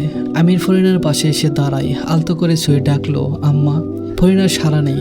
আমিরের মস্তিষ্ক যখন বুঝতে পারে তার মা বেঁচে নেই, সে স্তব্ধ হয়ে যায়। চারিপাশ থমকে যায়। মজিদ ঘরে এসে প্রবেশ করতেই আমির তার উপর ঝাঁপিয়ে পড়ে। তার রক্তবর্ণ চোখ দুটি বেয়ে জল গড়িয়ে পড়ছে। সে রাগে কাঁপতে থাকে। মজিদকে এলোপাথারি ঘুষি দিল। এরপর গলা চেপে ধরে বলল, কুত্তার বাচ্চা, আমার আম্মার উপর হাত তুলতে না করছিলাম? পদ্মজার উপর নজর রাখা 2 জন ব্যক্তি আমিরকে জাপটে ধরে। আমিরের মুখ থেকে নির্গত হতে থাকে বিশ্রী গালিগালাজ। মজিদের চোখ ফুলে গেছে। নাক দিয়ে রক্তের স্রোত নেমেছে। তিনি বিস্ফোরিত নয়নে চেয়ে আছেন। আমির কখনো তার সাথে এমন করেনি। কারোর জন্য কারো জীবন থেমে থাকে না, সময় তার মতো করে সবাইকে নিয়ে ছুটে বেড়ায়। দেখতে দেখতে কেটে গেছে 2 দিন। মজিদ অলক ঘরের বারান্দায় বসে আছেন। দুপুর অবধি বাড়ি ভর্তি মানুষ ছিল, মোড়ল বাড়ির সবাই ছিল। কিছুক্ষণ হলো সবাই নিজেদের বাড়ি ফিরেছেন। তিনি মনে মনে ক্ষুব্ধ। আমিরের শক্ত হাতের চাপ তার গায়েও পড়েছে, তা মানতে পারছেন না। বিপদের আশঙ্কা মাথায় দপদপ করছে। বাড়িতে আসা অনেকেই প্রশ্ন করেছে মুখে কি হয়েছে। মজিদ তখন লজ্জা নিয়ে জবাব দিয়েছে সিঁড়ি থেকে পড়ে গিয়েছিল। এমন যুক্তিগত আর কোনো অজুহাত তিনি খুঁজে পাননি। অনেকে মজিদকে সন্দিহান চোখে দেখেছে। মজিদ চেয়ারে এক হাত খামচে ধরেন, রাগী শরীর পুড়ে যাচ্ছে, বুকের ভেতর দাউ দাউ করে আগুন জ্বলছে। সেখানে খলিল উপস্থিত হয়। মজিদের দৃষ্টি আকর্ষণের জন্য খাক করে কাশেন। মজিদ তাকালেন না। খলিল বললেন, ভাই সমাবেশের কি করব? মজিদ বলল, রবিবারে দাওয়াত দিবি, ফরিনের জন্য দোয়া চাই নেব সবার কাছে, এখন ভালো সময়। খলিল বলল, আচ্ছা ভাই। মজিদ তাকালেন। খলিল বললেন, সিঁড়িগুলারে কবে পাঠাইবা? মজিদ বলল, আরো তো 6টা সিঁড়ি বাকি, কবে পাঠাবে আমির জানে, ওর সাথে কথা বল। খলিল বলল, তোমার ছেলেটার লগে আমি কথা কইতে পারতাম না। খলিল ঘোর আপত্তি জানালো। মজিদ আর চোখে খলিলকে দেখলেন, দৃষ্টিতে অনেক রাগ। কিছুক্ষণ পর প্রশ্ন করলেন, রিদওয়ান কোথায়? খলিল বলল, বাজারে। মজিদ বলল, আচ্ছা আচ্ছা। খলিল জায়গা ত্যাগ করেন। মজিদ এক হাতে কপাল ঠেকিয়ে ভাবেন আমিরের মনে কি চলছে, কেন তার চোখের দৃষ্টি 2 রকম। এভাবে চলতে থাকলে হাওলাদার বংশে দুর্যোগ নেমে আসবে। বাইরে মোলায়েম ঠান্ডা বাতাস, পরন্ত বিকালে স্নিগ্ধ পরিবেশ। পদ্মজা শাল দিয়ে মাথা ঢেকে রেখেছে। সে ধীর পায়ে হেঁটে আসছে, পিছনে 2 জন লোক। ফরিনার ঘরের সামনে এসে থমকে যায় পদ্মজা। পালঙ্কে পিঠ ঠেকিয়ে মেঝেতে বসে আছে আমির, একটিত এক হাত রাখা। জানালা দিয়ে আসা বাতাসে তার কপালে ছড়িয়ে থাকা চুলগুলো নড়ছে। কারো উপস্থিতি টের পেয়ে আমির চোখ তুলে তাকালো। পদ্মজা ঘরে প্রবেশ করে দীর্ঘশ্বাস ছেড়ে বলল, অথচ আপনি আমার মাকে খুন করতে চেয়েছিলেন, অন্যের মা তো, তাই না? আমির চোখ সরিয়ে নিল। পদ্মজা বলল, যে মেয়েগুলোকে স্বীকার করেন সে মেয়েগুলোর মায়েদের এরকম কষ্ট হয়। আমি অবাক হচ্ছি আপনি আম্মার জন্য কষ্ট পাচ্ছেন দেখে। আমির বলল, কথা শোনাতে এসেছ? পদ্মজা হাসলো, বলল, যখন আম্মা দিনের পর দিন কষ্ট সহ্য করে যাচ্ছিল তখন কোথায় ছিলেন? কেন তাকে শান্তির দেখা দেননি? ছেলে হিসাবে কি করেছেন? উল্টো কথা দিয়েছেন। আমির বলল, আম্মা আম্মার সম্পর্কে কিছুই জানতো না, কষ্ট পাবে কেন? পদ্মজা বলল, তিনি কখন জেনেছেন সব? আমির নিরুত্তর। পদ্মজা উৎসুক হয়ে রইল। আমির বেশ খানিকক্ষণ পরে বলল, যেদিন বাড়িতে এসেছি সেদিন রাতে। পদ্মজার কপালে ভাঁজ পড়ে। সে প্রশ্ন করল, যেদিন আম্মা আমাদের ওই বাড়ি থেকে আনতে গিয়েছিল সেদিন? আমির ছোট করে জবাব দিল, হ্যাঁ। পদ্মজা বলল, কিভাবে জেনেছে? আমির বিরক্তি নিয়ে পদ্মজার দিকে তাকালো, বলল, এত প্রশ্ন করো কেন? পদ্মজা বলল, আমি জানতে চাই। আমির বলল, জেনে কি হবে? আম্মা আমাকে থাপ্পড় তো কম দেননি, আমি চুপ করে সহ্য করেছি, আম্মাকে কিছু বলিনি, তাহলে আমি কি করে কষ্ট দিয়েছি? আমিরের প্রশ্নের উত্তর না দিয়ে পদ্মজা প্রশ্ন করল, আপনি এই পাপের সাথে জড়িত সেটা আম্মা এতদিনেও বুঝেননি কেন? কিভাবে লুকিয়ে রেখেছেন? আমির চট করে উঠে দাঁড়ায়। মনের সবটুকু রাগ পালঙ্কে লাথি মেরে মিটিয়ে নেয়, তারপর বেরিয়ে যায়। পদ্মজারও রাগ হয় খুব। সে নিজের ঘরে এসে দরজা বন্ধ করে দিল। তারপর আলমারি খুলে ছুরি নিল। আমির ঘর থেকে সব ছুরি সরিয়ে দিয়েছিল। মানুষের ভিড়ে পদ্মজা মজিদের ঘর থেকে 2টো ছুরি সংগ্রহ করেছে। সতর্কতার সাথে একটা ছুরি শরীরের ভাঁজে রেখে দিল পদ্মজা। আলমারির কপাট লাগাতে লাগাতেই একটা চিঠি মেঝেতে পড়ে। পদ্মজা দ্রুত চিঠিটা তুলল। পূর্ণা সকালে দিয়েছে। আলমগীর পদ্মজার নামে মোড়ল বাড়িতে এই চিঠি পাঠিয়েছে। চিঠির খামের উপর লেখা, পদ্মজা ছাড়া অন্য কারো চিঠি পড়া নিষেধ। তাই পূর্ণা অথবা প্রেমা কেউ পড়েনি। পূর্ণার মনে হয়েছিল এটা গোপনীয় চিঠি, তাই সে লুকিয়ে পদ্মজাকে দিয়েছে। পদ্মজা এখনো পড়েনি। সে যত্ন করে রেখে দেয়, সময় বুঝে পড়বে। আমির 3য় তলার একটা ঘরে এসে বসলো। তার নিজেকে পাগল পাগল লাগছে, এক হাত কাঁপছে। যখন সে নিজের সত্তার নিয়ন্ত্রণ হারিয়ে ফেলে তার পা অথবা হাত কাঁপে। আমির জানালার বাইরে মিনিট 2 তাকিয়ে থাকে, তারপর আচমকা দেয়ালে নিজের কপাল দিয়ে আঘাত করে। 3 বারের সময় কপাল ফেটে রক্ত বেরিয়ে আসে। চোখ দুটি ছোট ছোট হয়ে যায়। তার ঠোঁট শুকিয়ে কাঠ, শরীর অসাড় হয়ে পড়ে, তবুও জ্ঞান হারায়নি। দুর্বল হয়ে রক্তাক্ত অবস্থায় শুয়ে থাকে মেঝেতে। মৃদুল মোড়ল বাড়ির পথে দাঁড়িয়ে আছে। তার আজ বাড়ি ফেরার কথা ছিল। অনেকদিন ধরে অলন্দপুরে সে মেহমান হয়ে আছে।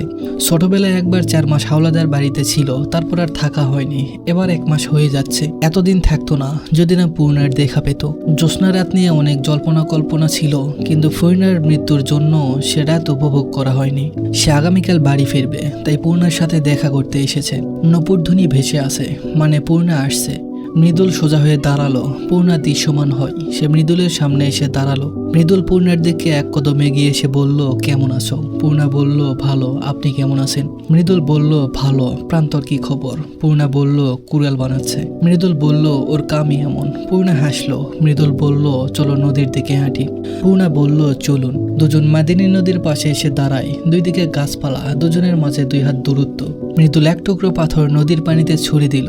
পাথরটি পানিতে 2-3 বার ব্যাঙের মতো লাফ দিয়ে ডুবে যায়। পূর্ণা হাসলো, বলল, আমিও এরকম পারি। মৃদুল একটা পাথর পূর্ণার হাতে দিয়ে বলল, কইরা দেখাও। পূর্ণা করে দেখালো, তারপর বলল, চাপা মারি না আমি। মৃদুল শুধু হাসলো, কিছু বলল না। পূর্ণা অপেক্ষা করছে মৃদুল কি বলবে শোনার জন্য।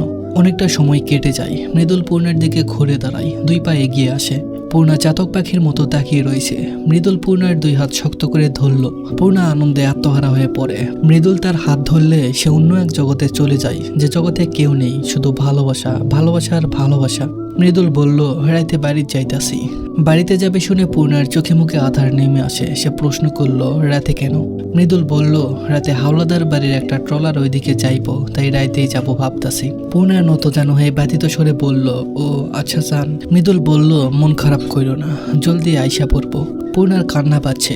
মৃদুল চলে যাবে শুনলেই তার বুক ফেটে কান্না আসে। সে মৃদুলের চোখের দিকে তাকিয়ে বলল, কেন আপনি এত দূরের মানুষ? তার ব্যাকুল কণ্ঠের অভিযোগটি মৃদুলের হৃদয়কে কাঁপিয়ে তোলে। সে মৃদু হাসলো। পূর্ণার হাত দুটি শক্ত করে ধরে বলল, আম্মা আব্বারে নিয়ে আসবো। পূর্ণা চকিতে তাকায়। ঠোঁট দুটি নিজেদের শক্তিতে আলাদা হয়ে যায়।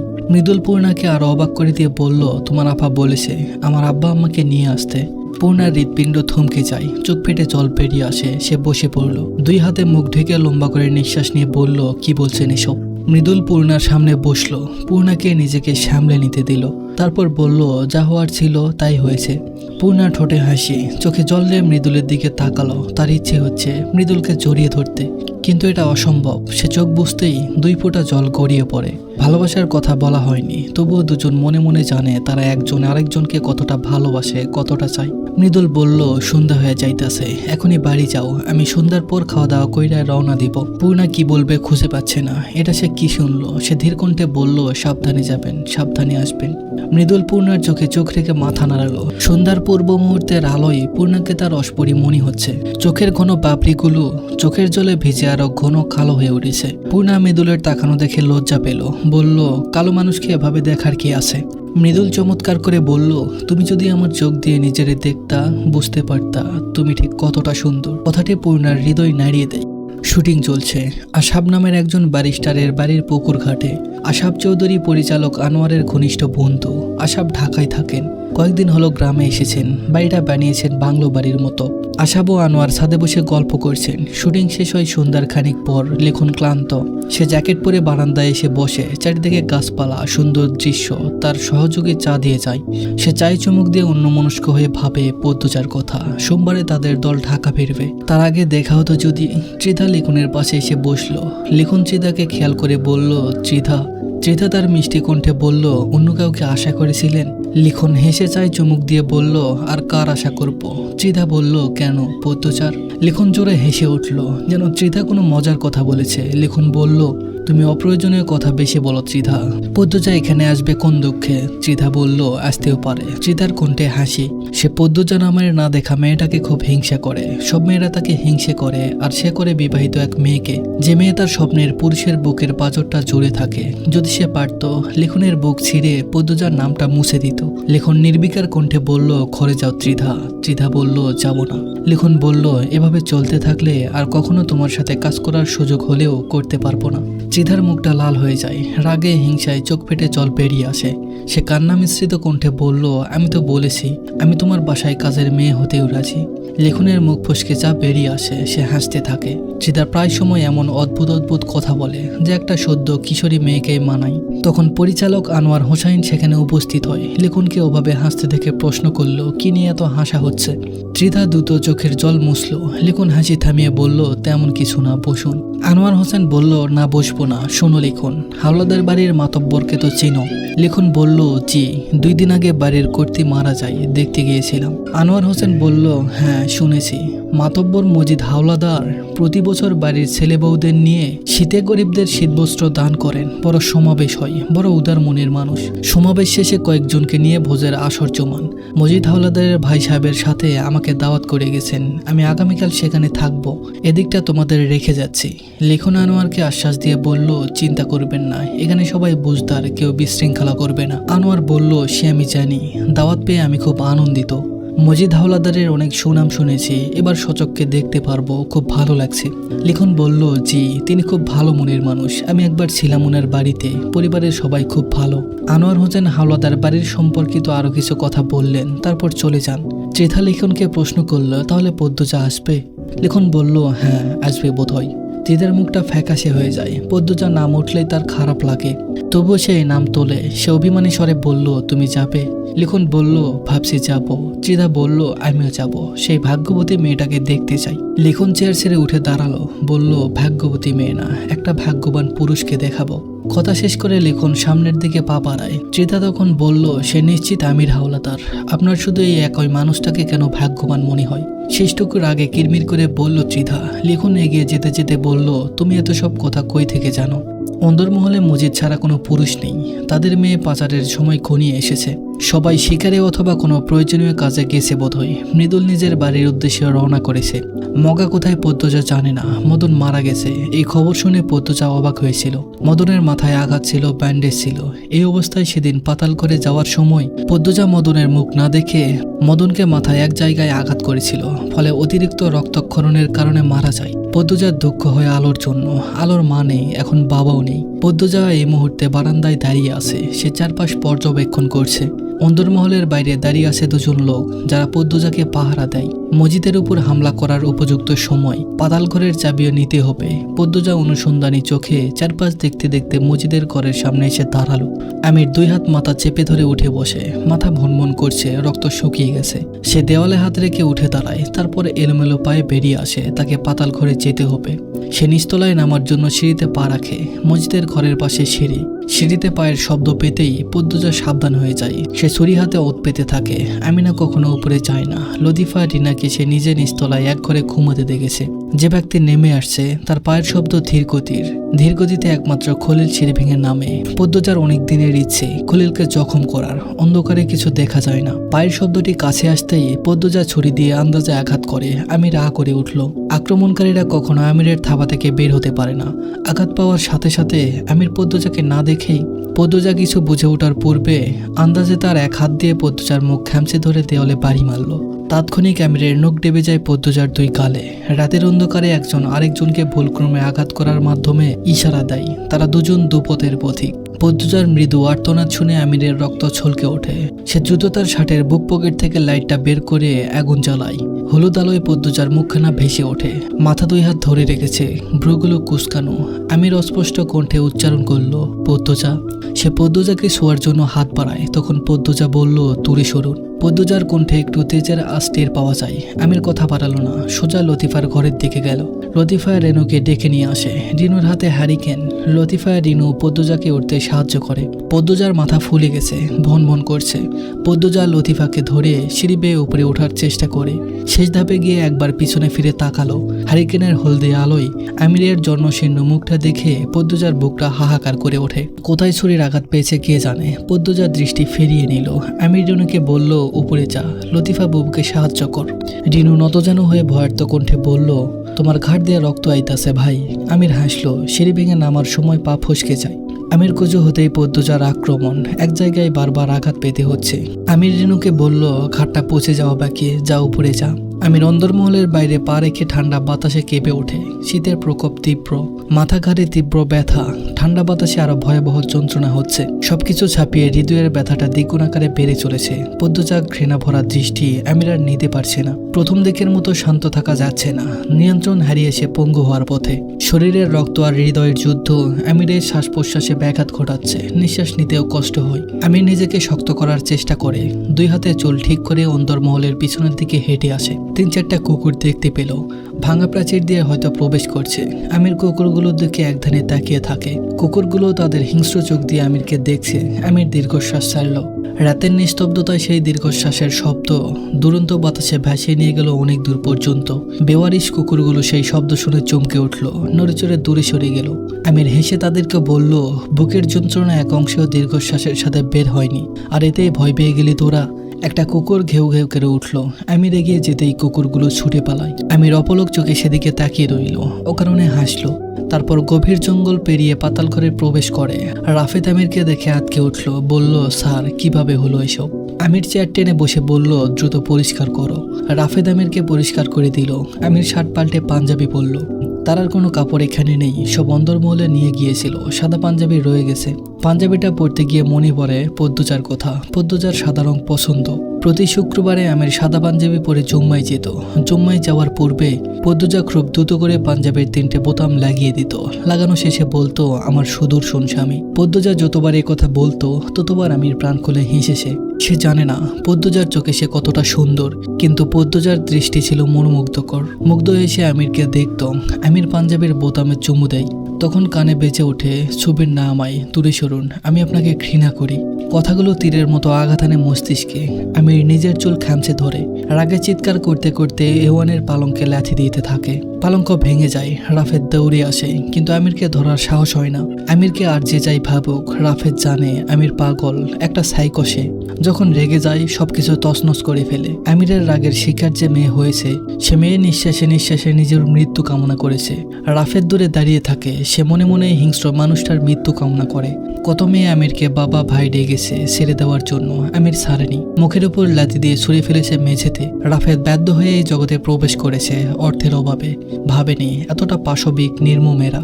কিন্তু আর বের হওয়ার উপায় ছিল না। বের হতে চাইলে মৃত্যু অনিবার্য। তাই সেই নৃশংসতার সাথে তাল মিলিয়েছে। পরিবারের দুর্দশা তাকে জ্ঞানহীন করে দিয়েছিল। এক কথায় গ্রহণ করে নিয়েছিল এই পথ। যখন সে এক একটা মেয়ের কান্না সে শোনে, মনে হয় তার বোন কাঁদছে, একুতি করছে। প্রথম সেও কান্না করত। এখন মানিয়ে নিয়েছে, কিন্তু মনের কোণে মুক্তির আশা এখনো আছে। তলোয়ারের আঘাতের চেয়েও ধারালো কাছের মানুষদের দেওয়া আঘাত। যেদিন রাফেদ বুঝতে পেরেছে আমিরের দুর্বলতা পদ্মজা, সেদিন থেকে সে দোয়া করছে আমির যেন এই দুর্বলতার ভার সহ্য করতে না পেরে দুর্বল হয়ে পড়ে। হাঁটু গেড়ে পড়ে যায় মাটিতে, নিঃস্ব হয়ে যেন দিকদিশা হারিয়ে ফেলে। আমিরের ছটফটানি, অস্থিরতা রাফেদের মনে আনন্দের বন্যা বয়ে দিচ্ছে। আমির শান্ত হয়, রাফেদকে বলল, পানি এনাও। রাফেদ পানি নিয়ে আসে। আমির পানি পান করে ধরকতে প্রবেশ করে। বেথরিতে আমির পা রাখতেই মেয়েগুলোর চোখে মুখে স্পষ্ট হয়ে যায় ভয়। রাফেদ চেয়ার নিয়ে আসে। আমির চেয়ারে বসলো না, মেয়েগুলোকে দেখে বেরিয়ে আসলো। বিওয়ানে গেল, সেখানে একটা মেয়েও নেই। শুকনো রক্ত পড়ে আছে। সবকটি মেয়ে কুরবান হয়ে গেছে, নদীর স্রোতে ভেসে গেছে। এই ঘরের দেওয়ালে দেওয়ালে শত শত মেয়ের আর্তনাদ বাজে। আমির পুরো ঘরটা ঘুরে ঘুরে দেখলো। 20 বছর আগে সেই পাতাল ঘরে প্রথমবার এসেছিল। তখন তার বয়স 15 বছর। তার বয়সে একটা মেয়েকে সে প্রথম আঘাত করেছিল এই ঘরেই। মেয়েটা আমিরকে পায়ে ধরে মুক্তি ভিক্ষা চায়। আমির মুখের উপর লাথি মারে। সঙ্গে সঙ্গে মেয়েটার নাক মুখ ফেটে রক্ত বেরিয়ে আসে। মনে পড়তেই আমিরের শরীরটা কেমন করে ওঠে। তার ভেতরে অদৃশ্য কি যেন প্রবেশ করেছে। ভেতরটা খুঁড়ে খুঁড়ে খেয়ে নিঃস্ব করে দিচ্ছে। এক কোণে সুন্দর নকশা তৈরি করা সিংহের মতো চেয়ার রয়েছে। আমির সেখানে বসলো। এই চেয়ারে বসে কত নগ্ন মেয়ের তীব্র যন্ত্রণার আর্তনাদ সে উপভোগ করেছে। আমির এক হাত কপালে ঠেকিয়ে চোখ বসে। চোখের পর্দায় পদ্মজার রাজত্ব। তাদের ঢাকার বাড়িতে কোনো এক বর্ষায় পদ্মজা তার শাড়ি 2 হাতে গোড়ালের উপর তুলে দৌড়ে সিঁড়ি বেয়ে নামছে। পিছনে ধাওয়া করছে আমির। পদ্মজার কলকল হাসিতে যেন পুরো বাড়ির নৃত্য করছিল। বাইরে ঝমঝম বৃষ্টি, কি অপূর্ব সেই মুহূর্ত। আমির চোখ খুলে ছাদের দিকে তাকায়। তারপর রাফেদকে ডাকলো, রাফেদ। রাফেদ দৌড়ে আসে। আমির রাফেদকে মিনিট 3 সময় নিয়ে দেখলো। তার চোখের দৃষ্টি শীতল। রাফেদের বুক দূর দূর করছে। আমির বলল, কেমন আছো? রাফেদ চমকে যায়। সে হতভম্ব। বেশ খানিক সময় নিয়ে উত্তর দিল, ভালো স্যার। আমির বলল, তোমার বোনের ছেলে হয়েছে নাকি মেয়ে? রাফেদের মনে হচ্ছে তার কলিজা এক্ষুনি ফেটে যাবে। তার চোখ দুটি মার্বেলের মতো গোল গোল হয়ে যায়। সে কণ্ঠে বিস্ময়তা নিয়ে বলল, ছেলে মেয়ে দুটোই। আমির বলল, চমস? রাফেদ বলল, জি স্যার। আমির বলল, তুমি মুক্তি চাও? রাফেদ বিস্ময়ের চরম পর্যায়ে। আমির বলল, যদি চাও তাহলে আজ থেকে তুমি মুক্ত। রাফেদের মাথায় যেন আসমান ভেঙে পড়ে। সে ধপ করে মেঝেতে বসে পড়ল, অস্থির হয়ে পড়ে। তার অনুভূতি এলোমেলো হয়ে যায়। সে আমিরের 2 পা জড়িয়ে ধরে কেঁদে দিল। বলল, স্যার, স্যার, আমি মারা যাচ্ছি। আমির আদেশ্বরে বলল, পা ছাড়ো রাফেদ। 30 মিনিটের মধ্যে জায়গা না ছাড়লে আর যেতে পারবে না। রাফেদ ঝরঝর করে কাঁদতে থাকলো, যেন পাহাড় ভেঙে ঝর্ণার পানি ঝরছে। আমির বলল, উঠো, তারপর দৌড়াও। রাফেদ দ্রুত উঠে দাঁড়ালো। সে তার ব্যাগ গুছিয়ে দ্রুত এই অন্ধকার ছেড়ে হারিয়ে যায় আলোর সন্ধানে। আমিরের বুকটা খাকা করছে। রাফেদের চোখ মুখে মুক্তির যে আনন্দ সে দেখেছে, সেই আনন্দের তৃষ্ণায় তার কলিজা শুকিয়ে যাচ্ছে। কবে তৃষ্ণা মিটবে, কবে? আমিরের বুকে জ্বালাপোড়া শুরু হয়। মনে হচ্ছে কোনো ঘূর্ণিঝড় ধেয়ে আসছে, যে ঘূর্ণিঝড় চোখের পলকে সব লণ্ডভণ্ড করে স্তব্ধ করে দিবে। লতিফা রিনু চলে যেতেই পদ্মজা বিছানা ছেড়ে টেবিলে বসলো, হাতে তুলে নিল কলম। প্রিয়তমা, আমার প্রতিটি রজনী যেন বিষাক্ত হয়ে উঠেছে। আমি আপনাকে ভুলে যেতে চাই, কিন্তু সম্ভব হচ্ছে না। বিছানার চাদরে আপনার শরীরের ঘ্রাণ, শরীরের প্রতিটি লোমকূপ যেন বারবার জানান দেয় তারা আপনাকে ভালোবাসে। আমার অস্তিত্বের পুরোটা জুড়ে আপনার বিচরণ। বুকের ভেতরটা দগ্ধ হয়ে খান খান। আপনার উন্মুক্ত বুকের সাথে চেপে ধরে বলেছিলেন, আপনার তেতো জীবনের মিষ্টি আমি। আপনার মুখে ছিল হাজার হাজার শুকরিয়া, অথচ এই সময় এসে আপনি আপনার তেতো জীবনটা বেছে নিয়েছেন। ছুঁড়ে ফেললেন আমাকে, এখন গভীর সমুদ্রের অতলে আমাকে ছুঁড়ে দিলেন। আপনার পাপের শাস্তি কেন আমি পাচ্ছি? আবেগ বিবেকের যুদ্ধে আমি বারবার আহত হয়ে পিছিয়ে যাচ্ছি। নিজের সবটুকু আপনার নামে দলিল করে দিয়ে আমি ভুল করেছি। এখন আপনার শরীরের এক একটা আঘাত আমাকে চূর্ণ বিচূর্ণ করে দেয়, কিন্তু আমি আপনাকে আঘাত করতে চাই। আমার ভেতরের জলজন্ত আগুন নেভাতে আপনার এবং আপনার দলের প্রতিটি নরপশুর রক্তের ভীষণ প্রয়োজন। এতটুকু লিখে পদ্মজা থামলো। তার 2 চোখ বেয়ে জল পড়ছে, আর লেখার শক্তি পাচ্ছে না। ডায়েরির পৃষ্ঠাটি ছিঁড়ে দিয়াশলাইয়ের আগুন দিয়ে জ্বালিয়ে দিল। আলমারি খুলে আমিরের দেওয়া তলোয়ারটি হাতে নিল। তলোয়ারের দিকে দৃষ্টি রেখে বলল, আপনার বুকের হৃদয়ে আমি আজীবন রানী হয়ে থাকতে চেয়েছিলাম। সেই বুকে আমি কি করে আঘাত করব? শেষ কথাটি বলার সময় পদ্মজার 2 চোখ বেয়ে নোনা জল নামে। সে তলোয়ার মেঝেতে রাখে, বিছানায় আছড়ে পড়ে কাঁদতে থাকলো। আমির যে পাশে সবসময় শুতো, সে জায়গাটা জড়িয়ে ধরার চেষ্টা করে, কিন্তু হায়, কোথায় মানুষটার উষ্ণ বুক, যে বুকে মাথা গুজে পদ্মজা তার সব কষ্ট ভুলে যেত।